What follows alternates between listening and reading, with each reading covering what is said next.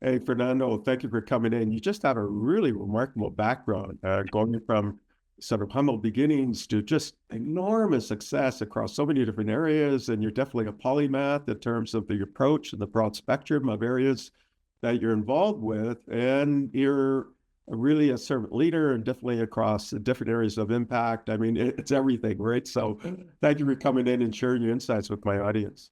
Thank you, Stephen. I'm a huge fan of your work, and I mean beyond that, I really look at you as a compass and a beacon towards how to better serve humanity. Also, how to leverage multiple disciplines into actionable items. Some people call this impact, but I think more. I like the word action. I like to do things. So Fernando, you got this tremendous footprint across many, many disciplines, kind of like a matrix contribution across so many different areas, and very, very significant. But I'm always curious as to what created this magnificent person you are today, and you're continuing to be. And it could have been when you were 3 or 5 years old, inside, outside the family, inside, outside of schools, could have been mentors, it could have been external events. What are those maybe three or more change makers or really shaped you to who you are today? Yeah, the change makers came mostly in audio form, believe it or not. It was really, for me, out of desperation. It was very extremely hyper curious kid. And I remember as a 3-year old, I was, uh, from the outside, it might have looked really odd, especially for my parents, because, uh, I kept hearing musical elements. Like I would hear like women singing in my head. I would hear melodies, and I thought I was going crazy because I didn't know what this was. But luckily, there was a bit of guidance through through audio, and it came through. I had a broken radio, and I love sharing the story because it's the only way to really understand. I think for me at least to articulate what how I got to this point, so I can thread a line through what I am today with this specific element. As Schopenhauer says, you can thread a line between what you miss as a kid, child, to what you end up doing for the rest of your life. For me, this is a direct thread, and so it was the guidance of great auditors like Alan Watts, Henry Kissinger, Noam Chomsky, in audio form, and more speakers. Hume. There was literature. There was philosophy. Uh, I had this broken radio that would only play 3 stations, and it was at the end of the FM dial in Los Angeles. And if you're from LA, and you look at the last end of the FM dial, that's synonymous with college radio, and synonymous with classical. So KNPR, KUSC, and these stations was after midnight would play lectures in audio format. So you had everything again from um, uh, metaphysical philosophy to poems, classical literature, uh, economic, uh, the early versions of behavior economics, neuroeconomics.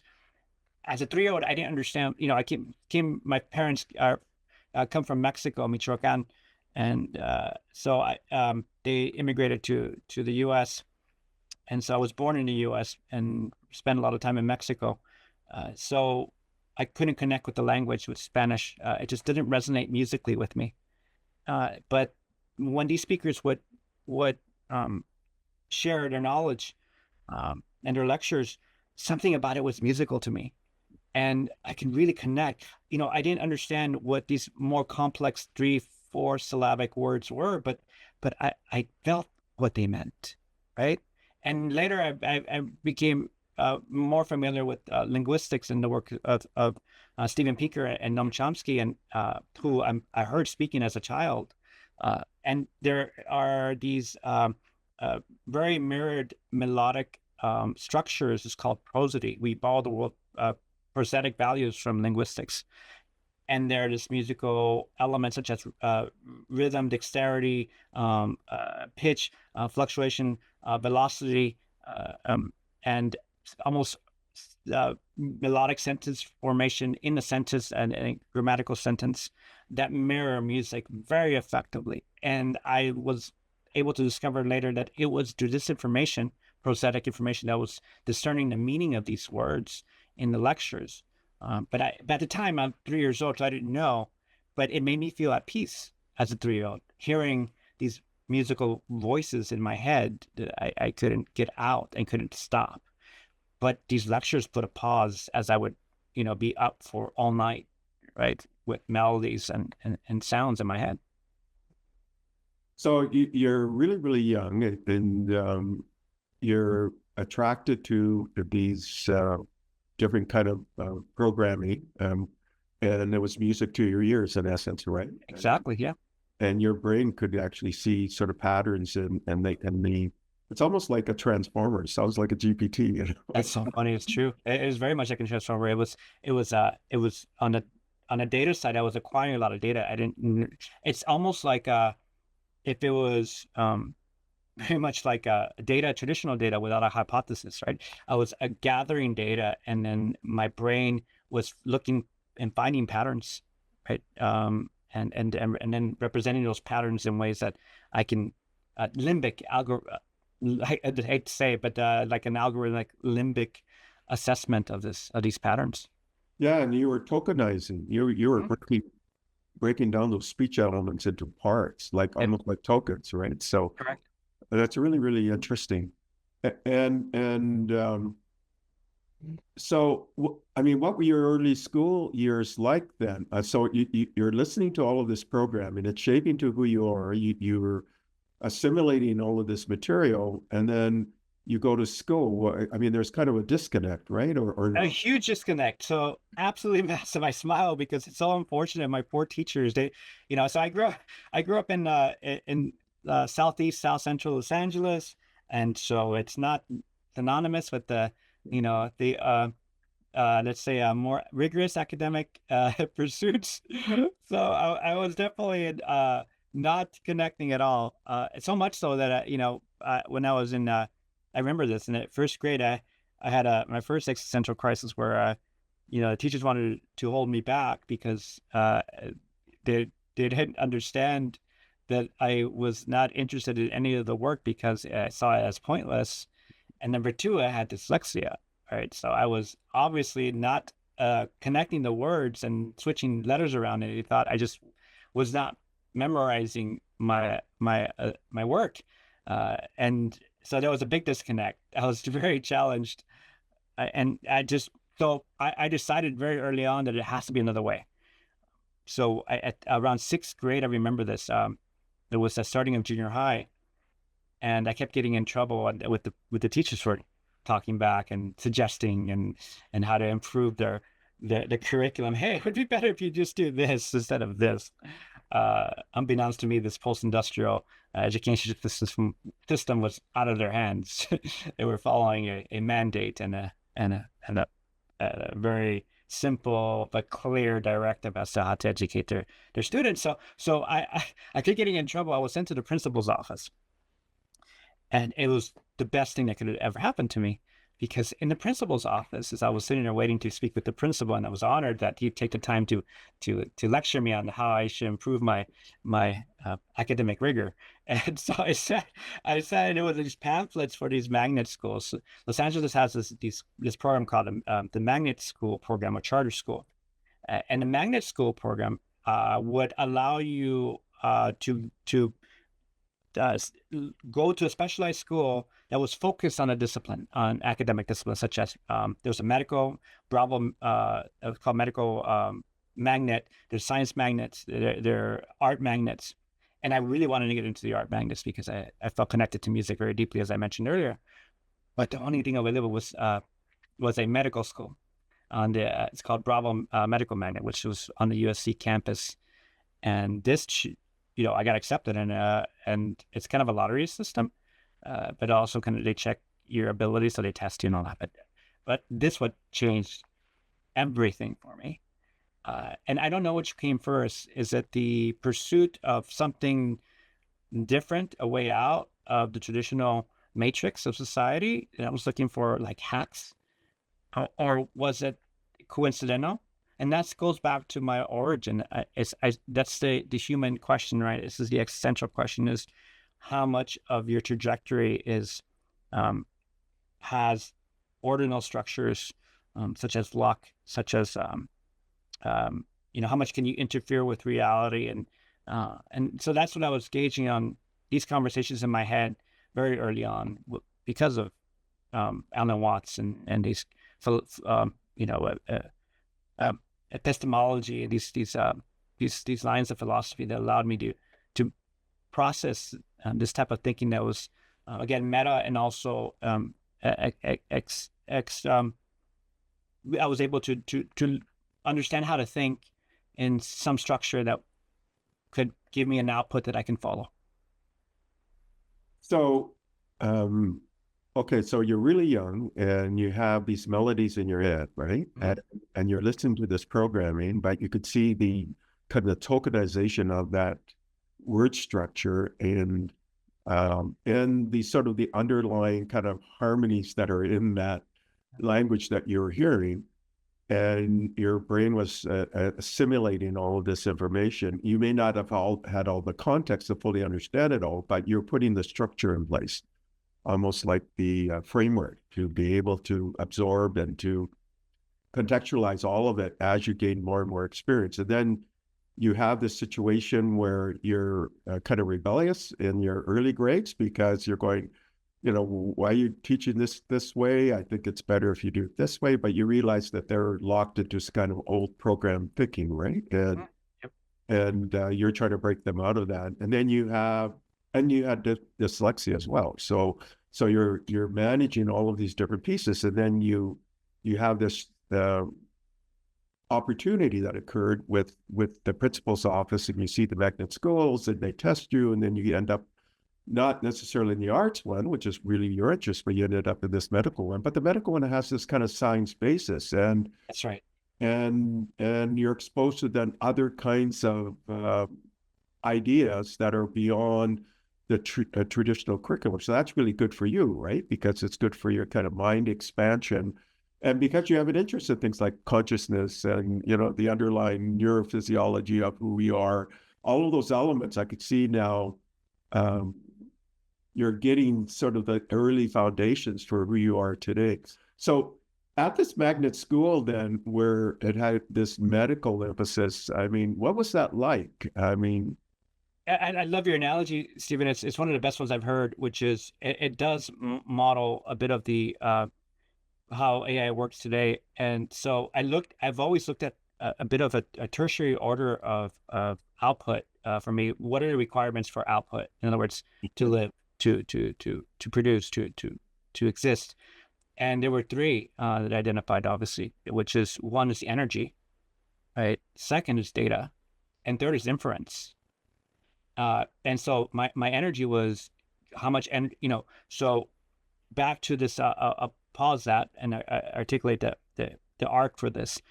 And when society tells you, well, first of all, society didn't tell me or acknowledge that, my neurodiversities were diversities, right? It was something that I discovered later through looking at the behavioral sciences. And then that didn't feel right because evolutionary speaking, I inherently understood that there's no version of reality that would function without these diversities safeguarding our existence and protecting us against existential threats, such as if we're diurnals and nocturnals, the old adage of someone had to guard protect the tribe as we migrated across nations. And so a case can be very strongly made for neurodiversities being safeguarders and attributes of society and people in general. So those were my strengths. Dyslexia, ADHD, OCD. This is basically an overwhelming amount of curiosity that was very painful to me. That was basically essentially culminates all my, according to society, neurodiversities, which I don't really see them as diversities. I believe we all have them. But back to the magnet, what it did give me is, yes, it gave me the opportunity to ground myself in the academic rigor, but I didn't take advantage of that part. What I did take advantage of was the opportunity of stepping stones.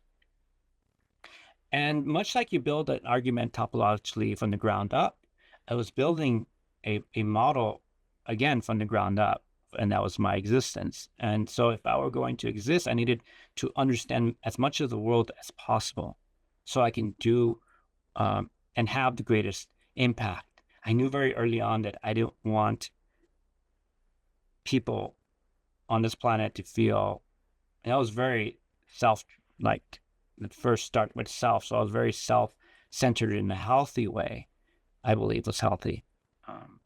That I didn't want people to hurt as much as I did. And to me, childhood was extremely painful. And it wasn't because the environment per se, yes, that was a big part of it. You know, my parents did the very best that they possibly could. But I was different. And still am. And I had a hyper level of sensitivity. So I was really, really connected to everything. And everything was very painful. How I felt, what I heard, society, dodging bullets on the way to school, those, going back to Mexico and seeing, the challenges that our people faced, those were all very, very painful. And then obviously finding my way and place in this planet. And again, so at this point in time, when I was trying to figure out academia and how to learn and understand why I feel this way, and why I'm sensitive, why I think this way, why am I thinking beyond my peers? I didn't understand. Why was I so different? The music put this all into context for me. Because what I was feeling was resolved and reconciled through the music I would make as a child. When I played an instrument, it would make sense. When I sang a melody, it would just all make sense. And it would ground me and center me in a way that nothing else could. I see. Yeah. So so throughout, from 3 onwards, then you were playing with music in some way. You were communicating with music in some way through this entire journey. Even the difficult days early on when you were kind of rebelling, right? Because the curriculum and the traditional education system didn't fit your different modalities. But you still had music integrated throughout your life. Absolutely. It was a core part of everything. It was the foundation of everything. It's the only way I could have got through it, because I reconciled the world for me. I reconciled my reality. I reconciled the way I thought. It was my meditation. It also organized my thoughts. Right? No matter what was going around what was happening around me, no matter what, whether violence, whether just not connecting with reality, whatever the case may be, it was music that reconciled. It was my meditation. And so it was very guided too. I mean, it was Alan Watts recycling what he would say, and Noam Chomsky and Henry Kissinger, etc., would guide me through just self-propelled meditations. But I missed out. I didn't answer your question fully. So the magnet also had programs, and that's why I call them stepping stones. Is they had another program that allowed you to attend and audit classes at USC, and I took full advantage of that program. And that was really what propelled me, I think, the furthest, was the support of professors that would vouch for me being an underage student that was below the age margin for the program, which was called the ACE PACE program, and allowed me to attend these courses at USC and other universities. And that was the groundbreaking moment that allowed me to, in a way, hack my way through education, but also stop going to high school at 13 and just go on my own and autodidactically learn as many disciplines as I possibly could. So it really shaped my reality. So I can thread between everything I heard, to recap, as a child, through these amazing auditors and FM radio and college radio, to having the world reconciled by music, by creating music and listening to music. And by the way, I learned this on my own. So I learned music on my own, just trial and test, empirical trial and test. And then I had a few lessons, thanks to my family's support and community support. There were a few mentors I had in the community as well. And just building this a bit of a stepping stone, stepping ladder framework that I can repeat throughout my life. And that's what I did. So by 13, I'm already at auditing at USC and taking everything from behavioral sciences to philosophy, etc., and also making music and sending demos out to record labels. And that starts the second big path of my professional career.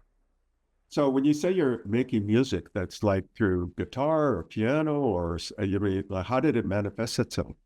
Yeah, there was a big movement around the neighborhood that I grew up, and most people are not familiar because it really became a microcosm but so there was a correlation between Los Angeles and music culture in the United Kingdom, so the UK, and it was electronic dance music. There's two. There's indie pop, such as 80s new wave, which is before my time, but it actually migrated to the US later in 90s, and so did electronic dance music. So when I was very young, I was exposed to some transformational shifts in society in my neighborhood. So think about South Central, Southeast LA. It was known as, there were a lot of movies in the 80s about gang violence, the gang wars, turf wars, drugs, selling of drugs, crack, like all these, stories, narratives. They were actually happening. Yes, this is correct. But I saw a really, in my opinion, interesting, different perspective on this.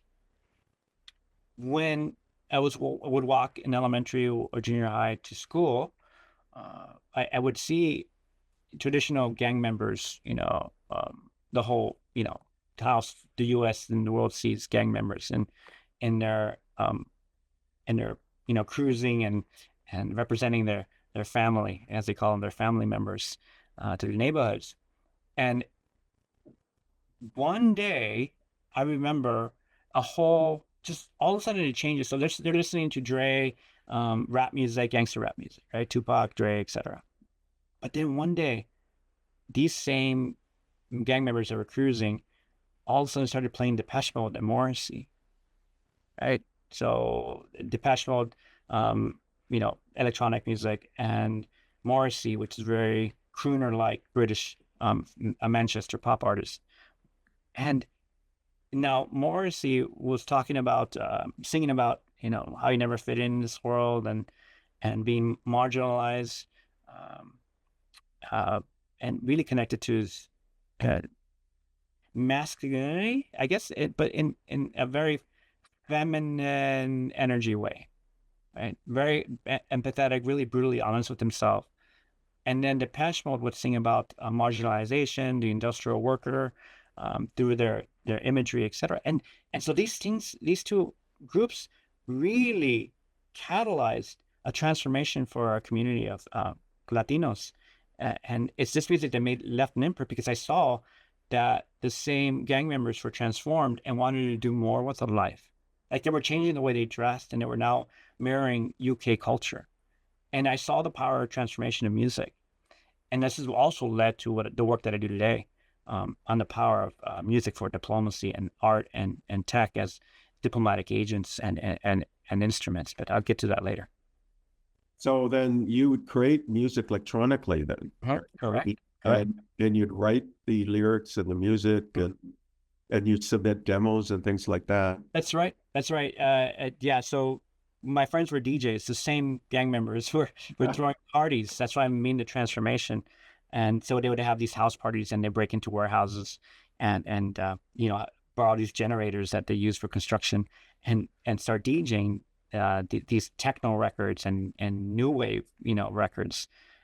And they were friends of mine because I was just drawn to the music, and they would give me the vinyl to I would borrow the vinyl and record the records to tapes. I could have my own copy. And the vinyl, I saw it had an address to the label, and I was like, wow, I know my way around a computer. I know that this is sequence, because I can hear it. I can see it's very pattern, 8-bar patterns, 4-bar patterns. And I was like, I can make this. And so I was very fluent with many instruments. So I started borrowing equipment from friends, from my neighbors. At the time, there were 4-tracks, and they were like samplers, like high samplers that were, you know, half a second length sample. So I would have to like just really, create sentences of samples, of music samples, which were samples of music that I can turn into pieces of songs. And then I would play the rest musically. I would sing the rest and write the lyric. And that's how I learned how to produce music, is trying to send electronic dance records to, because I saw this, you didn't need a full studio. This is before the laptop, right? So I was doing it, linking up like multiple tape machines by hand, right? I mean, tape players, like cassette tapes, and then a sampler and a few organs and keyboards that I, and borrowed from people, from my neighbors and family and etc. So that's how I piecemeal these demos together, and I'd record it on a tape and I just send it out. Just send it out. And lo and behold, it landed on the hands of some really interesting people. And that's what started my career as a musician. So that's really interesting. But at the same time, you're taking these different courses and in university and different university courses. I've taught for many, many years. I always found that my best computing science students are also, sometimes they were actually musicians. That's correct.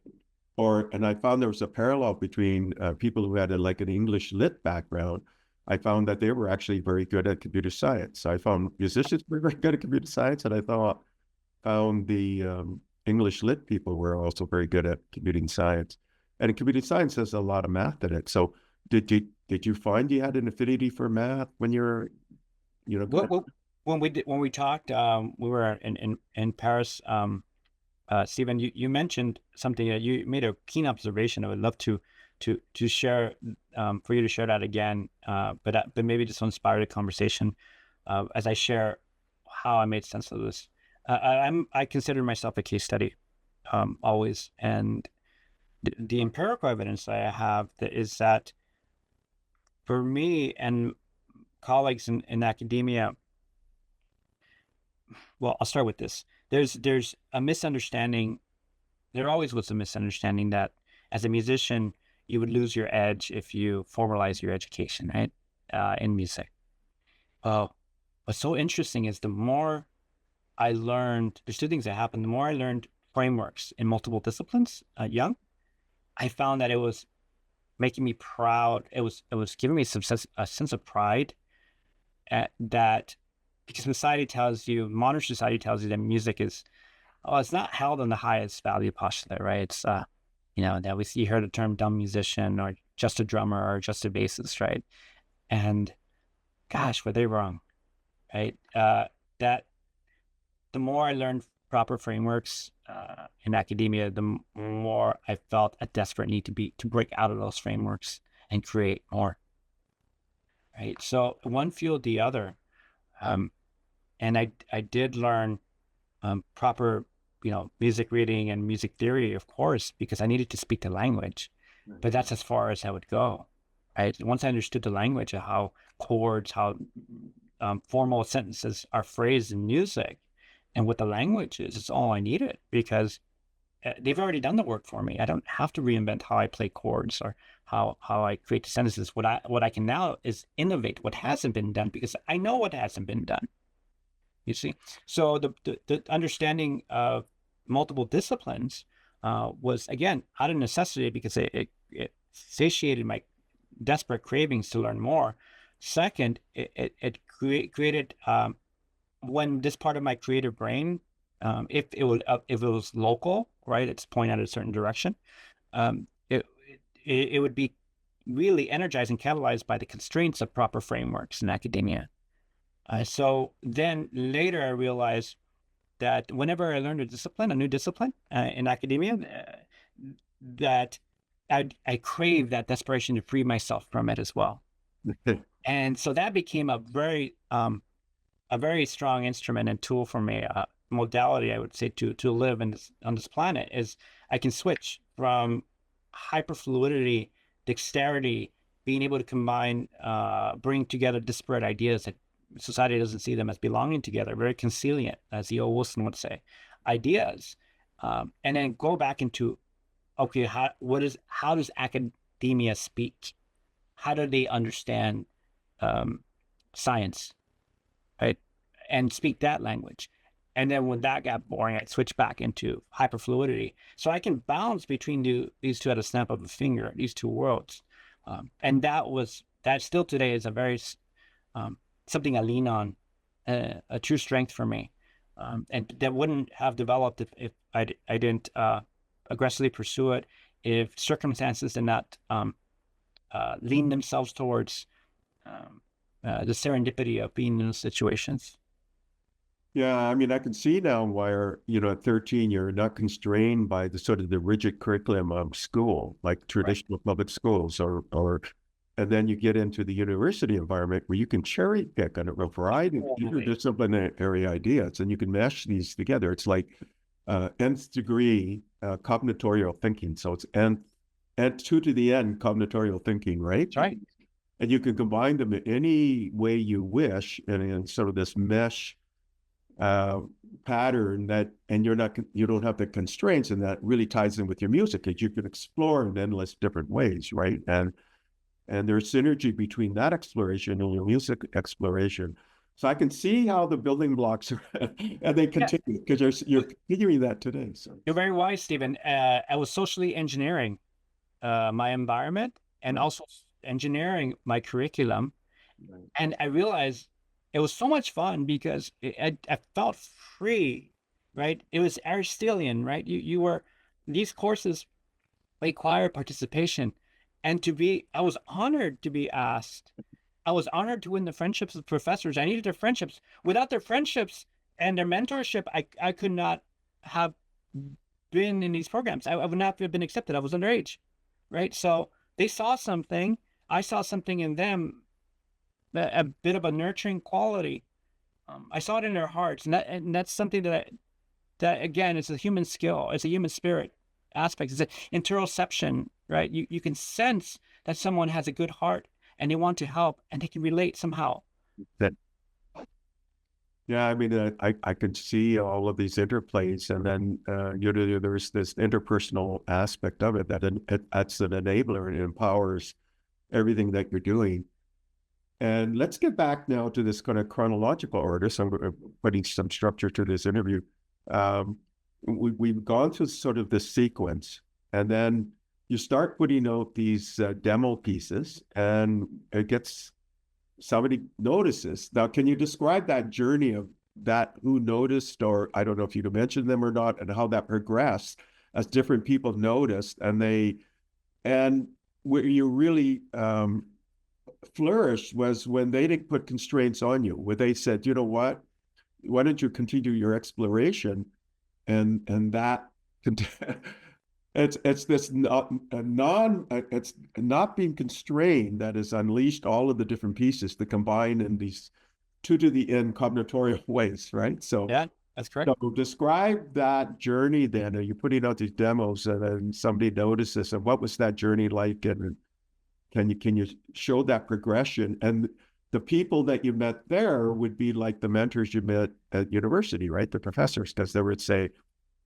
you know, let's not constrain you. Let's get you to explore different areas, or they'll give you responsibility in a way where you can explore in ways that you weren't constrained. That's sort of the feel I get anyways. But. Yeah, that's so interesting. You said, just you saying, let's get you to explore.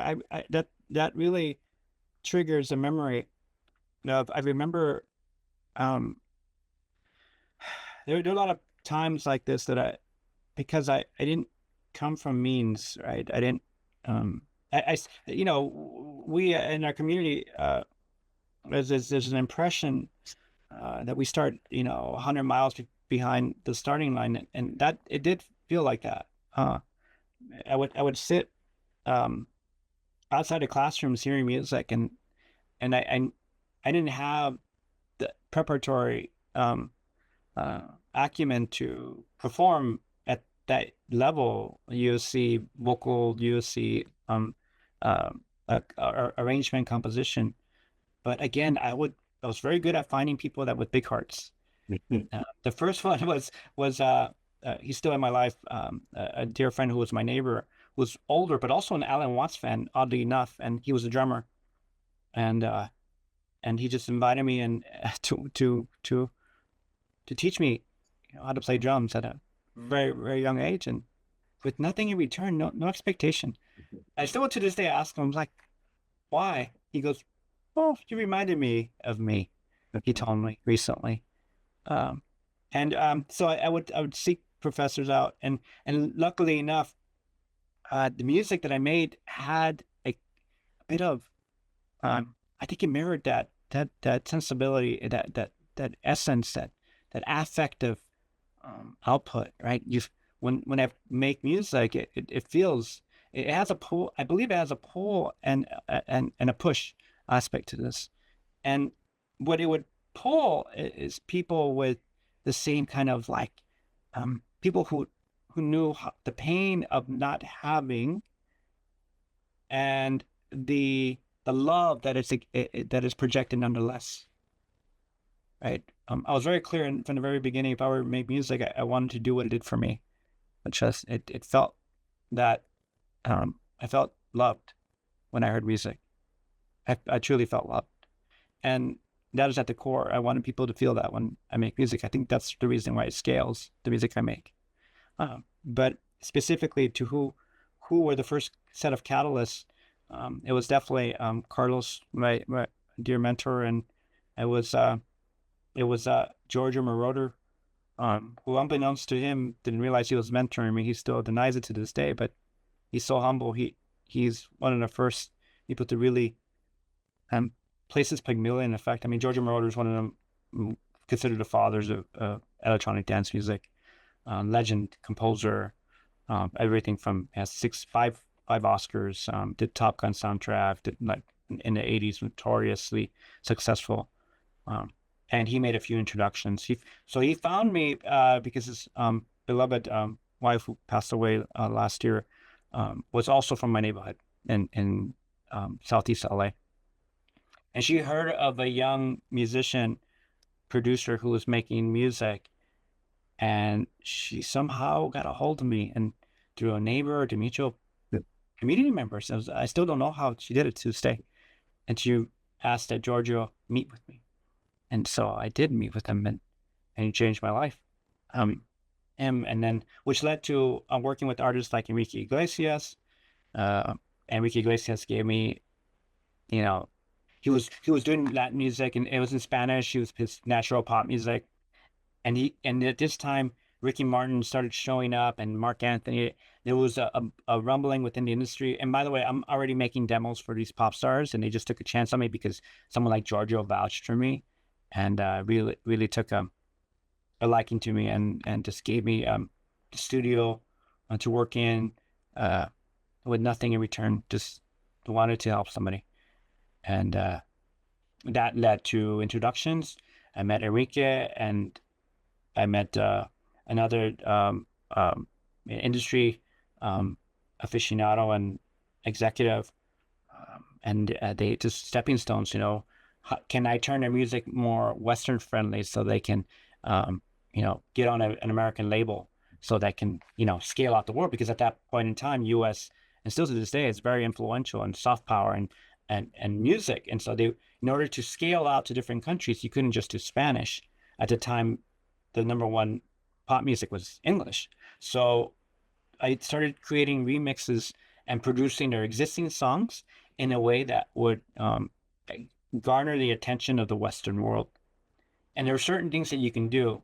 I understood you have to make it. I had to make it feel palatable to the Western ear, which was those chord structures needed to follow, more simpler frames.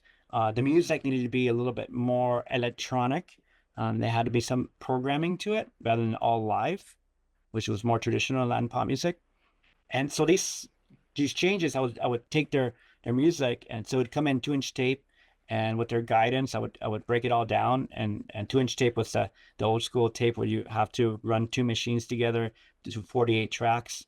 and work your way through all the tracks and try to figure it out and reprint them and try to massage them into something that's more modern, and play new parts to it alongside. So I reverse engineered existing hit records in Spanish and made them more palatable. That got more attention from someone like Universal, the founder of Interscope Records, which is under Universal, their flagship label. Jimmy Iovine then signed Enrique, and he asked Enrique, "Who's this guy? Who's making your music right now?"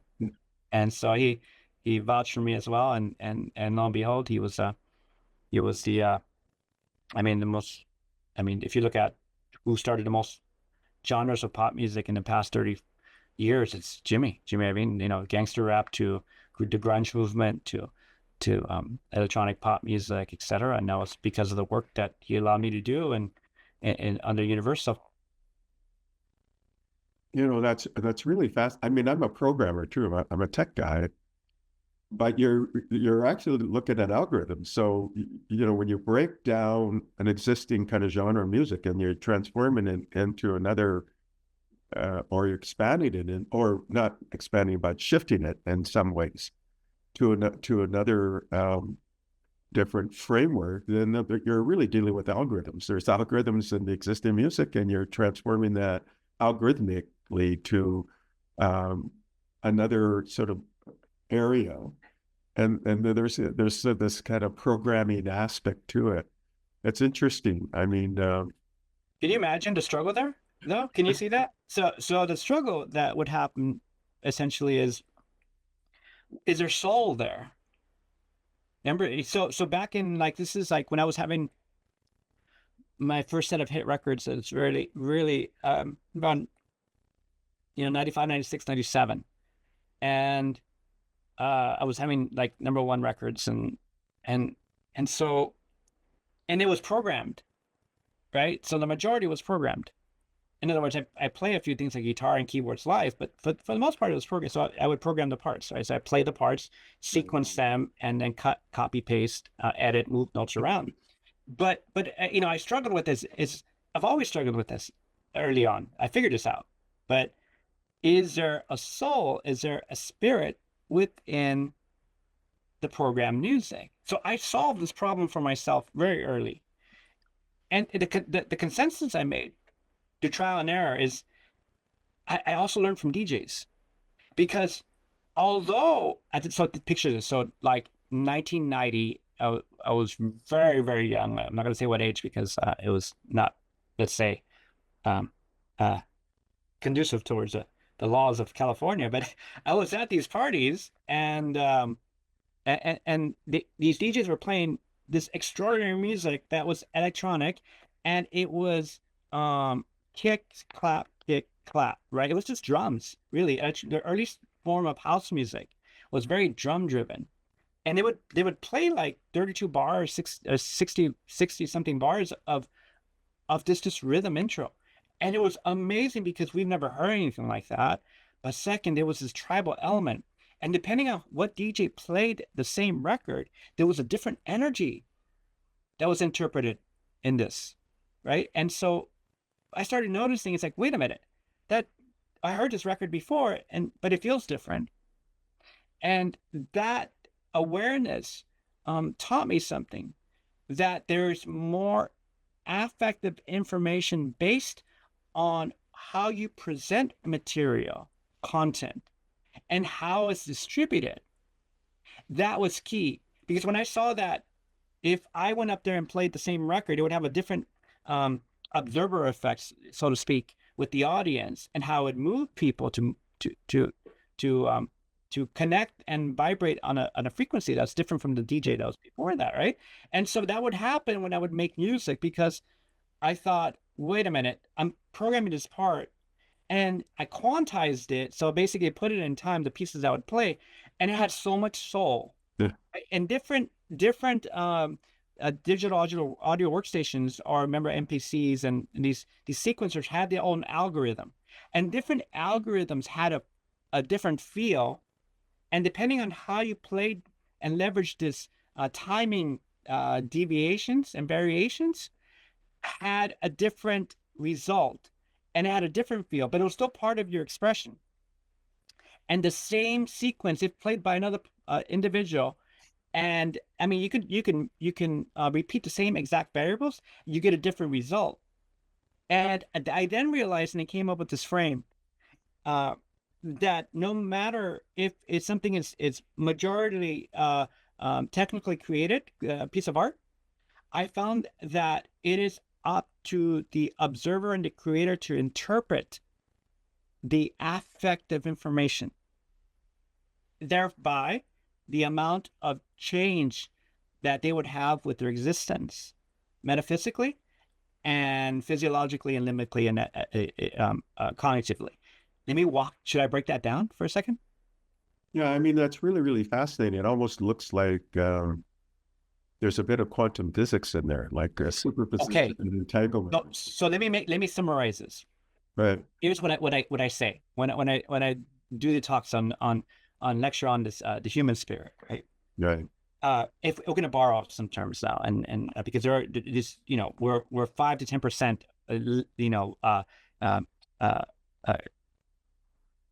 linguistically impaired, right? Well, we only use 5-10% of our thought process, to, arguably, if that, through words. But I'll do my best. So when we look at a poem or a piece of art, let's say it's Hume, and we're reading a page of Aristotle's work, and you're reading a page of the work, a poem, whatever it is, you read a page, and it's a locked, what I call stored energy. First law of thermodynamics. It's a locked energy. Now, in order to unlock the limbic affective information, right? There's certain process that needs to happen. There's a certain set of steps that need to happen. Here's how you don't do it. You read it, and you read it without understanding the context. You read it without understanding the background. And you just read it for the sake of reading it as a chore because you have to, for whatever reason it is. The typical individual will just pick it up and doesn't mean anything to me. Now, then there's a phase transition that happens if you change the parameters in which you observe that information, that poem, that page. Okay, so what is it? One dimension, right? A flat plane of printed word, by piece of paper that you read. Now, read it with the intention of understanding the context from which the writer, the author, created it. Try to imagine and picture that Hume was abused by his father, and that his rigor was actually a derivative of that abuse in which he sought escape from that abuse. That changes the relationship between the observer and the author. And what happens if you do this effectively is you transition into the next phase, which is entropy. You unlock the affective information in that piece of art, and that flat plane of literature. And this happened over and over and over again that I noticed. Same thing with vinyl. If you look at the metaphor of vinyl, right, like the locked medium, it's a single or secondary dimensional order in which you lock in data, right? Or a CD or an MP3, same thing. But if you listen with this mindset of unlocking, right, that there's stored and stored locked energy that's affective, emotional, limbic, and amygdala, with the conscious effort to try to match the wavelength, cognitive theta, whatever brainwave the author was in and create some sort of synchronicity when they created it, you can then unlock it. And that's the epiphany that I had very early on. I didn't have the vocabulary to articulate fully this degree, but that's what I noticed. And so if that's happening, even if it's a figment of my imagination, or it's something that's deeper, more contextualized in the field of quantum, right? And quantum mechanics is a unified field theory of some sort, unifying field theory, etc. It didn't matter because I can do this over and over and over again. This was a framework that worked for me. And that was key. That now gives me a certain unique skill to connect and reconcile the human value proposition with AI moving forward. It's really interesting because you're really unlocking the dimensionality of it, right? So there's multiple dimensions that are or a matrix that's being Matrix, right? and they're at different layers, and so you're talking about, you know, like 100-dimensional space, not just like you said, a single dimensional space to 2 to 3. You're talking about maybe 1,000 or even a 10,000 dimensional space. Depends what threshold of measurement you're using, right? Yeah, but there's variables there that we can't even Exactly. fathom. We don't have the cognitive ability to Nope. fathom No. all of the dimensional spaces that you're representing there. And underlying this could be a dimensional space then gets into quantum science or something like that, right? So With the key differentiator that this is repeatable. Empirically was repeatable. Yeah, I think it's interesting that how you said the observer makes a difference, and that kind of gets into quantum as well. So Correct. you know, this is really interesting in really the layers within an AI model can actually maybe capture some of that dimensionality that you're talking about. And I guess we'll save that for just a little bit later in the discussion of where you think AI is going to intersect with this. But I think that's really fascinating. And it's because of your diverse training and background and your curiosity that's kind of endless that enables you to see these patterns where other people won't be to see the patterns, right? Yeah, to see and feel. Yeah. Like I can feel them pass through me. Right. And that would cause some of the pain throughout your entire life. Right? Correct. And that's what I discovered is that was an interference pattern. Yeah, for sure. That was part of that interference pattern. And then I accepted it, right? Once I made peace with that. Now, wait a minute. Now, here's what's I think what blows my mind, and I do this all the time, is, you know, we forget, we're humans. We forget our practices, right? If you meditate, Stephen, and sometimes you might forget, you get, you know, what got us here doesn't sometimes serve us to get us there.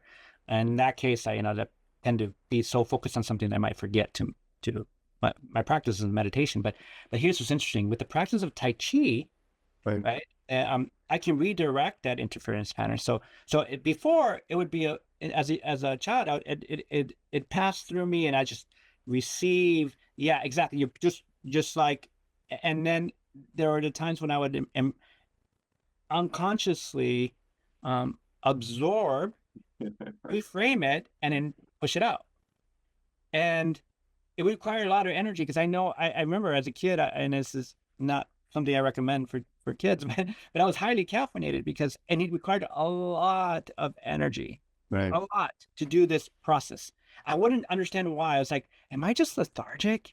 Right. And even to this day, I discovered that it's not so much that, it's just that it requires a lot of energy. You can see some of the Stanford experiments with the extrasensory and the Russian extrasensory specialists who required so much energy in their body to be able to forecast models, to be able to predict futures, etc. That's another topic, but specifically, I relate to that because it would just take so much out of me. So understanding that part of this process was allowing energy to pass through you and absorb. You absorb a fuel source that feels like pain, and then that pain must come out and be expressed through a medium. Once that medium once that process of expression gets captured on a medium, DAW, analog tape, whatever the case may be, paper, doesn't matter. There's a locked stored energy. And then this thermodynamic metaphor comes into play, and you can unlock this based with the observer intentionality to a second law of thermodynamics, which is entropy, unlocking this limbic affective conscious information of the human spirit. And I've always understood this. I'm just now really more at peace with this than I've ever been. Yeah, I mean, I could just see all of the interplays that are occurring here, and I could actually, when you were describing the pain, I could feel the pain, and so as you're giving out your narrative, it's just so interesting. So you get exposed to all of these mentors and other collaborators, and Jimmy Iovine is part of that. And as you mentioned, he's kind of like an historical pioneer. It also is an entrepreneur, and with beats and so on. Right. And then you have this amazing plethora of people that you worked with, Lady Gaga and Whitney Houston and U2 and Sia and Britney Spears and Shakira, Bruno Mars. I mean, it's just endless. Yeah, unfortunate. It's unfortunate, not unfortunate. Unfortunate because I still do this to this day, right? It's part of my world. But you know, it's a village, it's a community, right? It's just so many other people that help me out throughout this process. Like if like do you ever stop to think, Stephen, like what if, so I always think about this, like multiple parallel lives, right? So if our life is multidimensional, the life that I grew up, let's pretend that there's one pathway in which some divine intervention happened and I was born in a life of privilege, where let's say the pain catalysts and pain points that I have in my life will be removed, right? Or would they? Would I end up in the same place I am now? Or what I thought as a child, I'd be up further ahead to my trajectory pathway. I modeled this algorithm out, and no matter which version I come up with, I end up pretty close to the same space with different deficits and different benefits, but pretty much in the same place. And I can get that down to the parameters of the algorithm. But I go back and think about you know, the challenges that someone might feel. Let's say if they don't feel as they were privileged. Again, you know, back to the Paul McCartney, John Lennon. Paul McCartney felt that he wasn't gifted like John Lennon, and he had to work harder at his songwriting. But you know, Harvard Business School case study proved that he, you know, he surpassed in many ways John Lennon's output. But you know, goes to show that he'd worked harder. So I don't think it's a determinant of your success. I think it's just parameters that you're faced to deal with, and that's how I see my upbringing, as parameters that I looked at, and the equations that I was working with to figure out how to get to where I'm at today.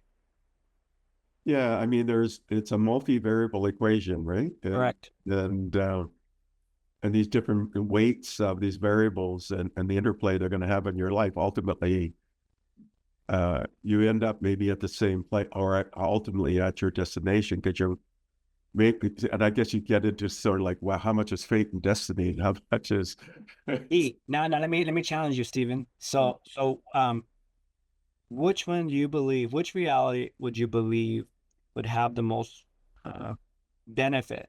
In other words, well-being, meaning, mission, purpose, validated, completely Zen-like equanimous attributes. If we could define that as an impact, right? You've influenced the world, and for greatness, which you have.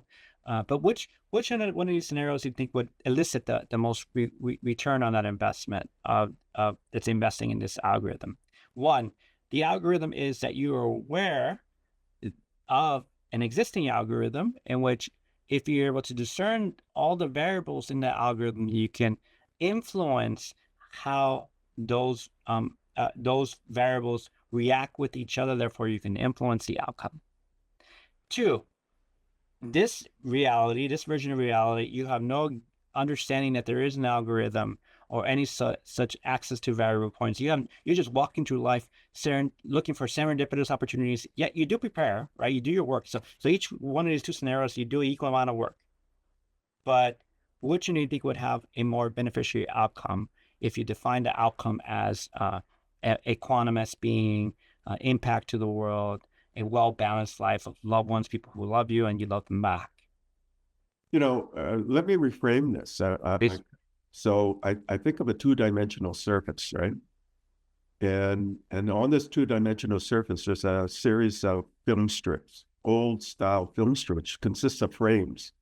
And that frame, each films, and there's an infinite number of film strips. And it's like if I filmed an old-style movie, or it could be video for that matter, and I create 10 different versions of this movie, of this video. And for that matter, I could create 1,000 different versions of that video, all with different sort of narratives and different paths and forks. Now imagine all of these existing on a two-dimensional surface, where you can see all of the individual frames of one video path, and the second video path, and the third video path, and that could be n video paths. It could be unlimited. There is no limit to the number of different video paths, of different forks and different paths that you could take to ultimately determine who you are. But really, each video is a series of still images. And in fact, you can even break down a digital video to series of still images, and you play that at a certain frame rate. And then it gives you the sense of a beginning, a middle, and an end. And the resolution of the images gives you sort of the quality of what you see. But ultimately, it's just a series of frames, a beginning, middle, and end. So you get the illusion of passage of time, of a beginning, a middle, and end. You get the illusion that some person is, and that could be you, through your decisions, is going through a different narratives in this one video. But if you had alternate videos, then you could have different versions of what that narrative will be, what the ultimate outcome will be. So now let's lay all of those possibilities on a two-dimensional surface of n number of videos with alternate outcomes, alternate paths, but all coexisting at the same time. So Superposition. yeah, there is no beginning, middle, and end. We think there's a beginning, middle, and end. We, as an individual, we think that we're playing life with a beginning, middle, and end. But really, it could really just be an illusion of a beginning, middle, and end. And really, if you lay down onto a two-dimensional surface, it's really an infinite number of still frames with beginning, middles, and end, but they're all coexisting at the same time. So then let's put another layer on top of that. And that layer is that through intent, maybe you can shape the frames that determine from this infinite number of kind of film strips or narratives. You can shape your future through intent, through some kind of drive or goal. It's like the drives and goals that, or the nature of your curiosity driving you forward. And that is shaping somewhat the intent, your future, because it's going to have a deterministic effect of which frames are going to produce your life ultimately in this infinite number of choices that you can have. But really, all are coexisting at the same time. Really, there is no a birth and death and any place in the middle. They're actually all existing at the same time. We just think that there's a beginning, middle, and end, because really it's just that a two-dimensional surface with all the possibilities. Then through intent, you can shape what this illusion looks like and what you consider your life. And then even your perception of that life is an illusion, because that's really limited by your senses, by what your eyes can perceive, your ears can perceive, what you can, how your brain is developed, the nature of your brain, the brain structure. And if you were to map that onto an insect, that experience is different. If you map that onto a bat, it's different. A tree, the timeline's different. Yeah.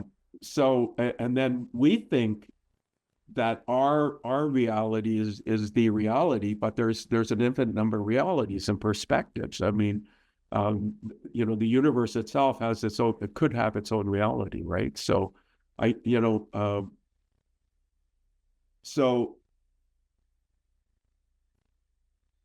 is there an ultimate kind of structure that's beyond our cognition? And do you have some way of shaping kind of what that looks like? And if you look at twin studies, and you find so much commonality in twins, and then maybe there's something else at play in that programming, so it's a complex formula. I think that the argument is that in academia is definitely shaping towards more acceptance towards the multiverse, right? But existing in a superposition state in which your conscious interference, or maybe unconscious serendipitous interference, changes the multiple possible outcomes of expression, right, of output. So like, it was so interesting how AI and quantum, especially right now as of today, looks like they're going to shape our revealing of the illusion, right, that we're on a fixed deterministic path, or that we actually have influence over this path. Influence over a path is a natural, for me, it feels like another observation of a multiverse, right? Superimposed, superpositioned multiverse. But I'm curious to get you. So I agree with this. I agree with the fact that there are multiple possible infinite, I would say infinite amount of pathways based on the like we don't have a number, we don't have a threshold definition because it's ad infinitum, right? Like the amount of how turtles all the way down, how you can get to a place of measurement we can't measure as we don't have the bandwidth. But quantum is going to get us, I believe, according to the new chip, right? It's pretty inspiring. I'm curious to get your opinion on Willow, but it's pretty fascinating that the computational power that they have. But I'm curious to get your position, your perception and perspective on how this can affect David Deutsch's perspective on the multiverse and trying to lift the veil of how we see reality today and what might really be happening. We are so limited in terms of our perspective, and then we put those limitations and our bias onto other life forms, and proclaiming maybe some kind of superiority, but because it's just different, right? So, can you imagine if we could marry ourselves with all of the upcoming fantastical things that are happening, whether it's in supercomputing, quantum computing, analog computing, probabilistic computing, thermodynamic computing, chip technologies, chip on the edge, embodiment with AI, biomedical innovation, AI machine learning, and all of the related kind of areas that are all combining in some way to expand who we are. So what we can imagine will be, it's unimaginable what we will perceive in a few years as we marry and integrate with these different kinds of capabilities. And so we're really constrained by what we forecast of what we think are the possibilities of what our perception of dimensionality or other perspectives. We are constrained, we're limited by who we are. That those constraints will be removed in the near term, not 100 years from now. It's going to be yeah. So now it's exponential, right? So the growth is no longer more. It's a way different timeline as of what came evident to the public this week. 12 days of that's right. OpenAI's Christmas to Willow being announced this past week. So, but my insecurity for society lays in this really deep, uncomfortable feeling I get, which is why I started lecturing on defining how to. So I kept thinking, how do we bridge society, and at least I can do my little part to help bridge humanity towards how to adopt these tools, because I believe I had a bit of purview to this, right? I started with the playing around with AI in about 2008, machine learning 2008, 2007, 2008, 9. Around that time, because I was getting these receiving requests to work with these early voice cloning companies, and they wanted to use some of my artists I was working with, their voice to clone them, and the results were extraordinary.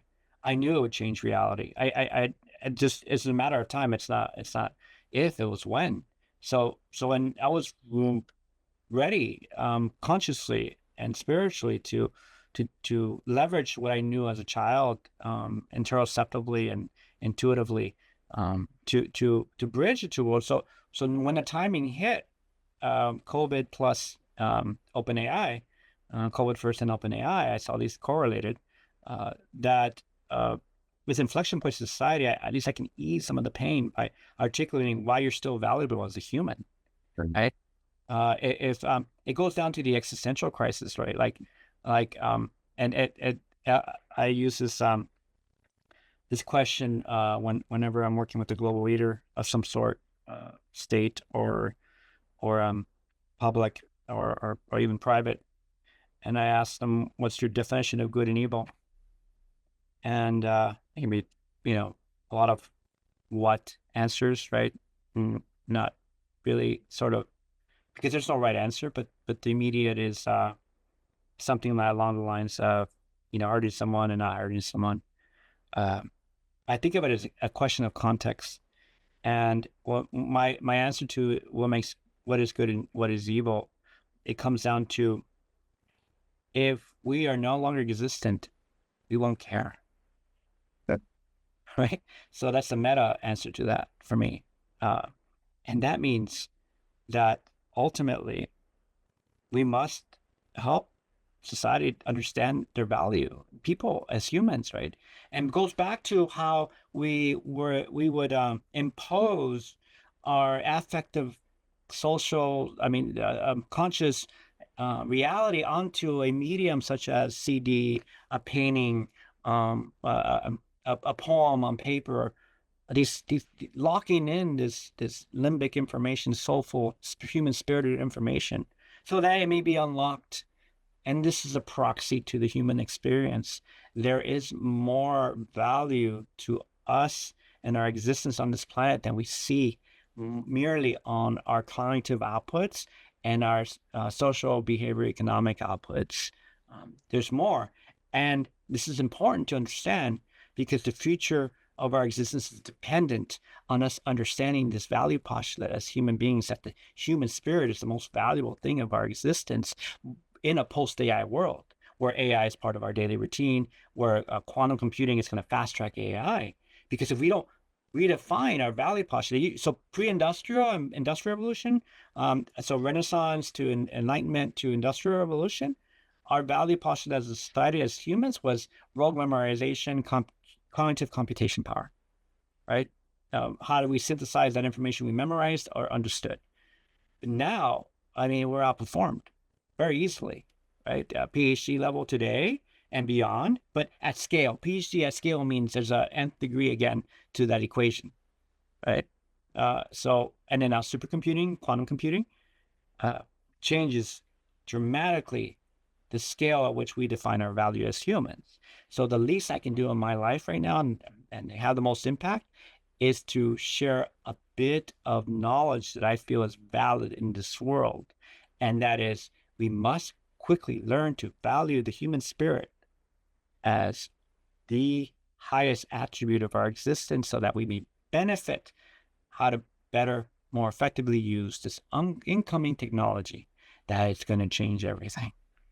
So you mentioned, we talked earlier about your career arc, right? And then you get these collaborations that you have, these opportunities to collaborate.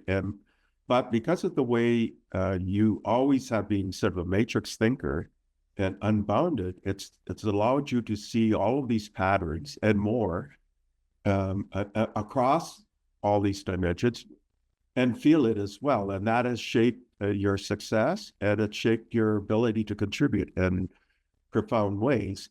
And you also saw the early realization of the impact of AI. You were saying back in 2008 with the voice cloning, and you could see the aspect of how all of this technology is going to shape our future.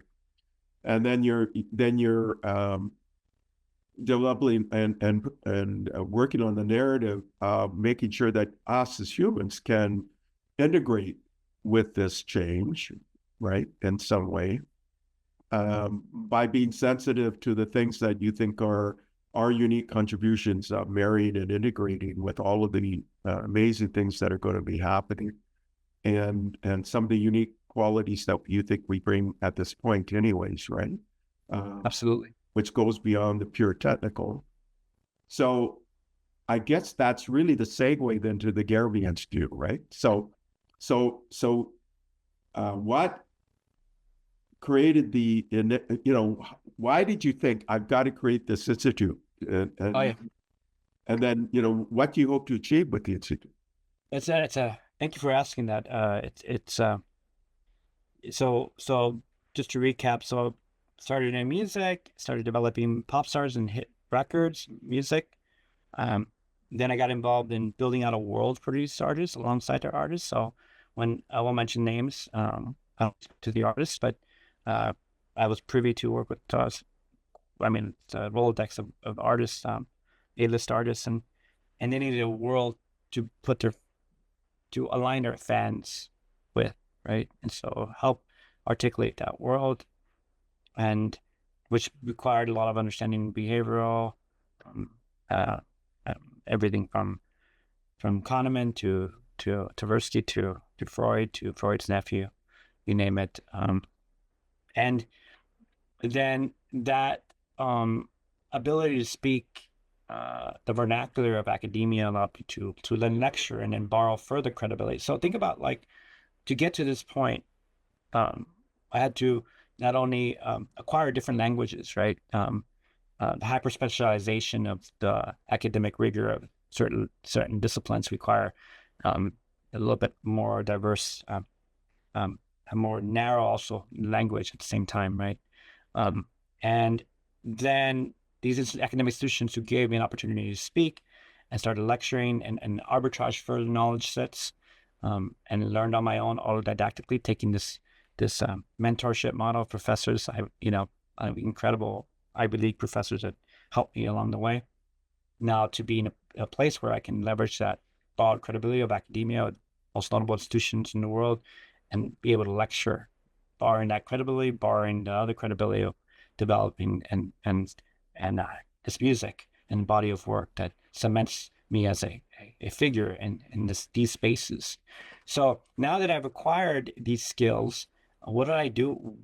What do I do with them? So that wasn't the question I asked myself, but in this terrestrial existence of plane of reality that's happening for me right now, I align back to my purpose and essence of being, more essence of being what I thought that was innate as a child. I felt I was put on this planet to alleviate pain, and not alleviate in a sense of like it's necessary. Pain is necessary. Pain and growth are intricately hyper dependent on each other. It's a system, right? Yin yang, opposite polarities. You can't have pain without growth. That's not the type of pain that I'm saying. I'm referring to unnecessary struggle, right? Like there should be no reason why a child should not have food to eat, right? There are these universalities, right? So what's the greatest output I can leverage to help alleviate some of those pain points from this planet? And that is, what if I can take the experience that I have creating extraordinary messaging, heart-led messaging, art, and then parallel that with other instruments such as tech, philosophy, performing, even space, as modalities of diplomacy. And why diplomacy? Well, I realized that this world operates topologically in a way that's leadership, right? And so alpha and beta states, right? So everything, if you can just boil it down to how the world functions, it's a series of thresholds determined by two main variables and predictors, which is alpha and beta states. So if I was going to make an impact, I needed to fulfill and distribute some goodwill and support to help the alpha state, right, the leaders of these free worlds, our free world, I should say, to better communicate, to better find ways to collaborate. And it turns out that working with these pop stars actually exposed me to a lot of leaders. Because if you look at the thread, when you are a leader, and let's look, so we say state, private, and public, right? So family offices all the way to heads of government. Having early access to this exposure and to these pop stars, it turns out that music is at the there's the correlation between art, music, and film with interest from people who lead. No shock there, right? Like how much wisdom is accrued from art, right? Lenses, I mean, nonfiction does as a good proxy to this, but beyond that, music. And then I realized that I can sit in these rooms and just be of listen and be of somewhat value to my, at the beginning, I felt I was delusional, but then it became a reality, right? And whether I manifested or was one of the pathways and forks I chose, it led me to realizing that I can use and borrow all the skills that I've acquired throughout my life so thus far and use it to create new ways for governments and through public diplomacy and soft power to be able to communicate with each other in ways that brings people value, where they feel seen. I'm talking about communities where their cultural patrimony is enhanced, and more importantly, to realize that we're pretty much the same underneath it all. Underneath all behavioral deterministic attributes of how society has told us we should be, underneath all this is the same core element, that we're just essentially biological with unknown variables that we're learning can be expressed differently through tech and through self-awareness. So you talked about so you have this curiosity that it embraced different kinds of academic learnings, right? Not constrained by high school, or public schools, but Traditional frames, yeah. yeah, and then really it's unlimited when you sampled, and it embraced all of these different kind of university courses that are available, and you got mentored into the music scene as well, and Correct. explore it to the nth degree. You then had this innate curiosity and talent where you got into, in the academic area, right? So you've lectured at Harvard University, Harvard Business School, Harvard Medical School, MIT, Stanford, etc. And you've spoken at these really well-known institutions, Royal Society in England, Oxford University. Tel Aviv is a really good school in Israel, right? So the Knesset, the Israeli parliament, and including with the World Economic Forum. So that gave you exposure to thought leaders and to the academic arena as well. Together with, you have all of this experience and matrix contributions and matrix thinking that's occurring in the entertainment field, but combined with all of the academic understanding and studies that you've done, plus you yourself are going for your PhD, right? So Right.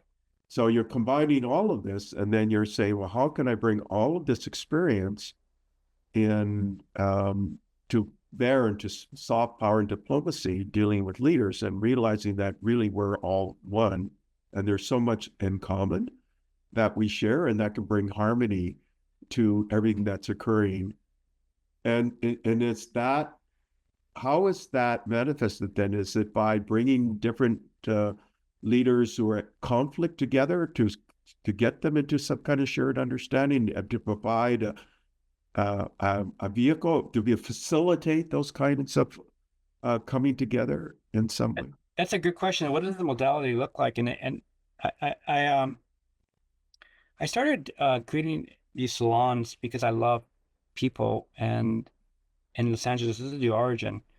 There's two things that happened. Is one, I started helping C-suites who and at they were investors of a very, very popular successful startup accelerator, and then some of the dear C-suite friends that I became really close to, Valerie Shepard at P&G, and different community leaders, started realizing that this knowledge was transferable, how to be creative, and through creativity, you find that it's very difficult to be creative unless you are connected to your limbic. And in order of having your amygdala functioning, your whole being functioning in a way that's truthful to who you are and what you want to be, there's a framework that I have that can teach this. And so I started holding salons for C-suites, and it evolved to these global leaders in general, right? State, public, private, international organizations, etc. By holding salons, and I create these gatherings with pretty extraordinary people, and sometimes I'd be shocked at who goes on my house, or at the locations. And then it evolved. Can you help our community? Can you help our community? Can you talk to this group? Can you talk to this group? And pro bono, I wasn't charging anything. I was just like, wow, you can teach me how to better serve humanity, being at the alpha state of leadership. And then throughout this process, it fortified this framework of creativity and human spirit, and which led to seeing these pain points that these leaders had, right? And the pain points were their success is determined by it's human, right? It's how to connect with the needs and pain points of other leaders, right? So I realized that, wow, more gets done, more happens in these salons and these conversations than, I mean, it's not fair, but I can, from just my own purview, I saw so much change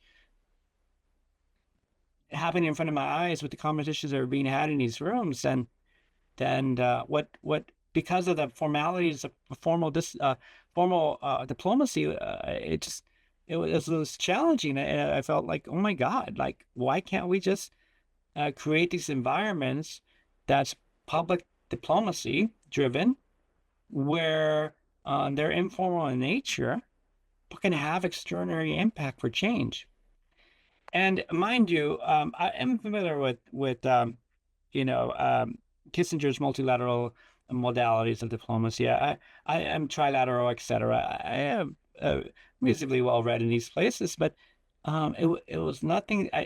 One thing that Henry Kissinger did really well is that he leveraged the social aspect of his brand, right? So I too leverage the social aspect of my brand, which is, people come with a menu of interests as far as what they'd like to learn from my space, which is how to help their pursuit of music, how to help their understanding of music and art, film, and other disciplines, and how could they apply it to their world and connecting with other people. So that's how I evolved, and then I started shaping this into an actual modality, and so I needed a home for this. So I thought of a research institute, and that's where I created the Garibay Institute along with my board, and that gave me the instrument, economic and academic instrument, to house the work that I do now, which is really build new instruments and new modalities for soft power and public diplomacy.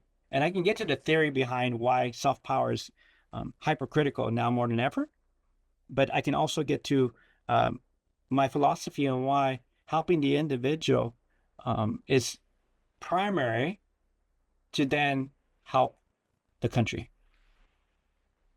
So you do these salons, right? And you got an institute to kind of instantiate to scale this, basically, right?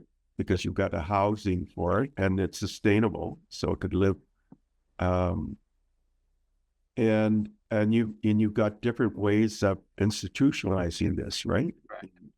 Can you talk about those details then? Like, summarize these different tools that you use and what that's like, and how do you onboard people?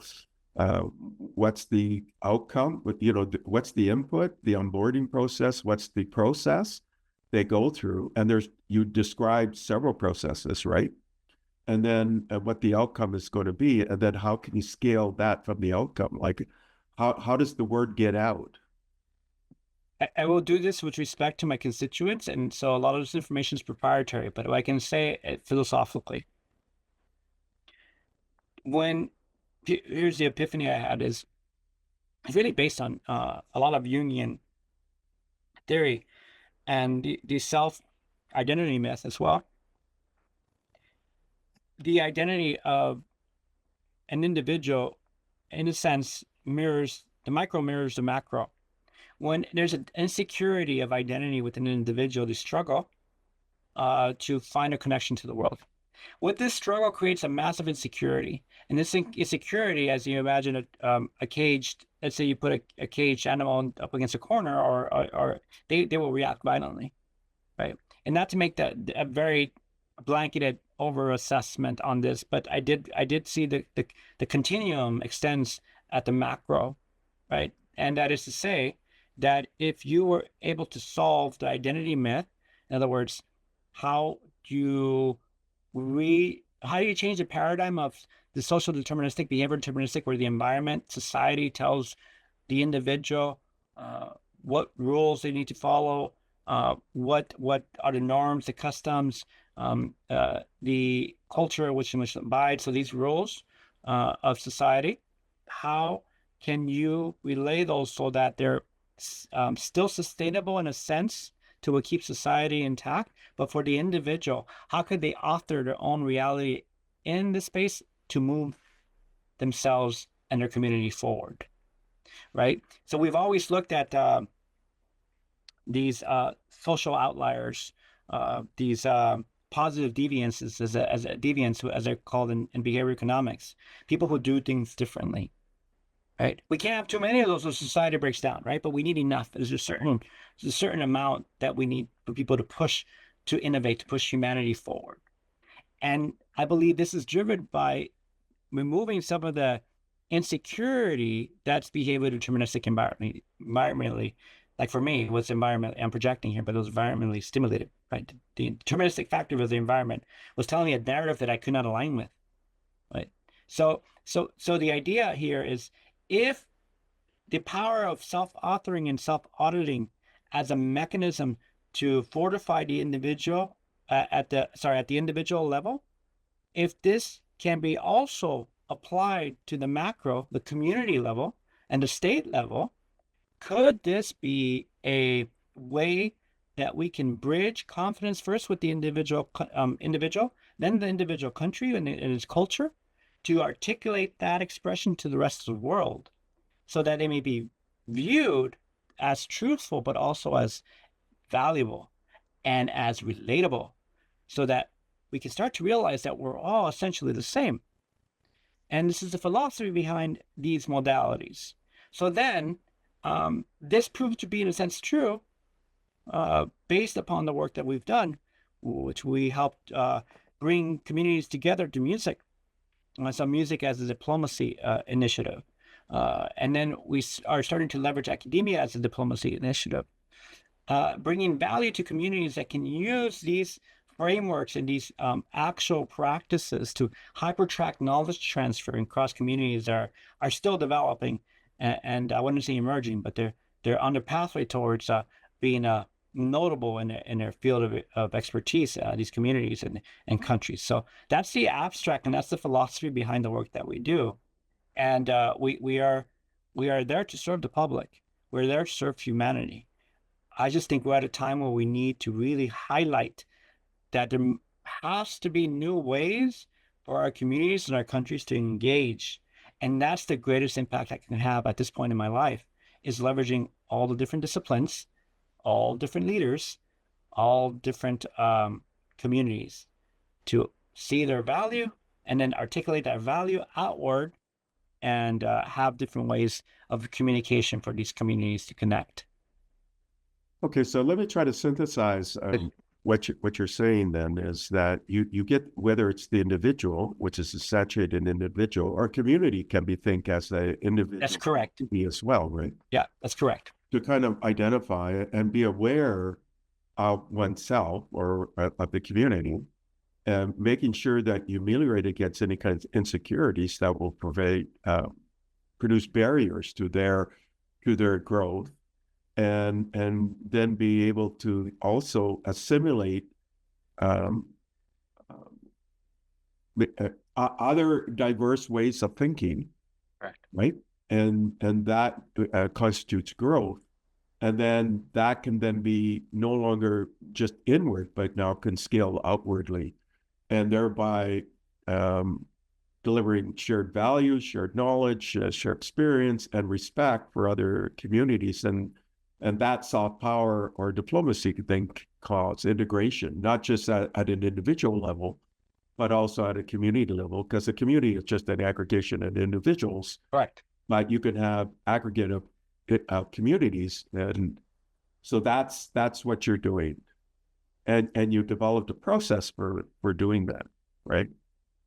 Yeah, I this is well said. Thank you. That's very succinct. Essentially, we are finding ways to force humanity and leaders to connect on a different plane, right? A limbic, affective, conscious, and grounded on this planet as well, like applicable, logistical, uh, and repeatable. Right? So you mentioned, so for the audience, they may not understand the context of limbic. They may not understand the context of affective. Can you get into more detail what you mean by limbic, affective, and there's all the other kind of dimensions out there. But... Yeah. No. So the amygdala is its output is crude. I would say is crudely make oversimplification, but we localize and use these metaphors as embodying feelings.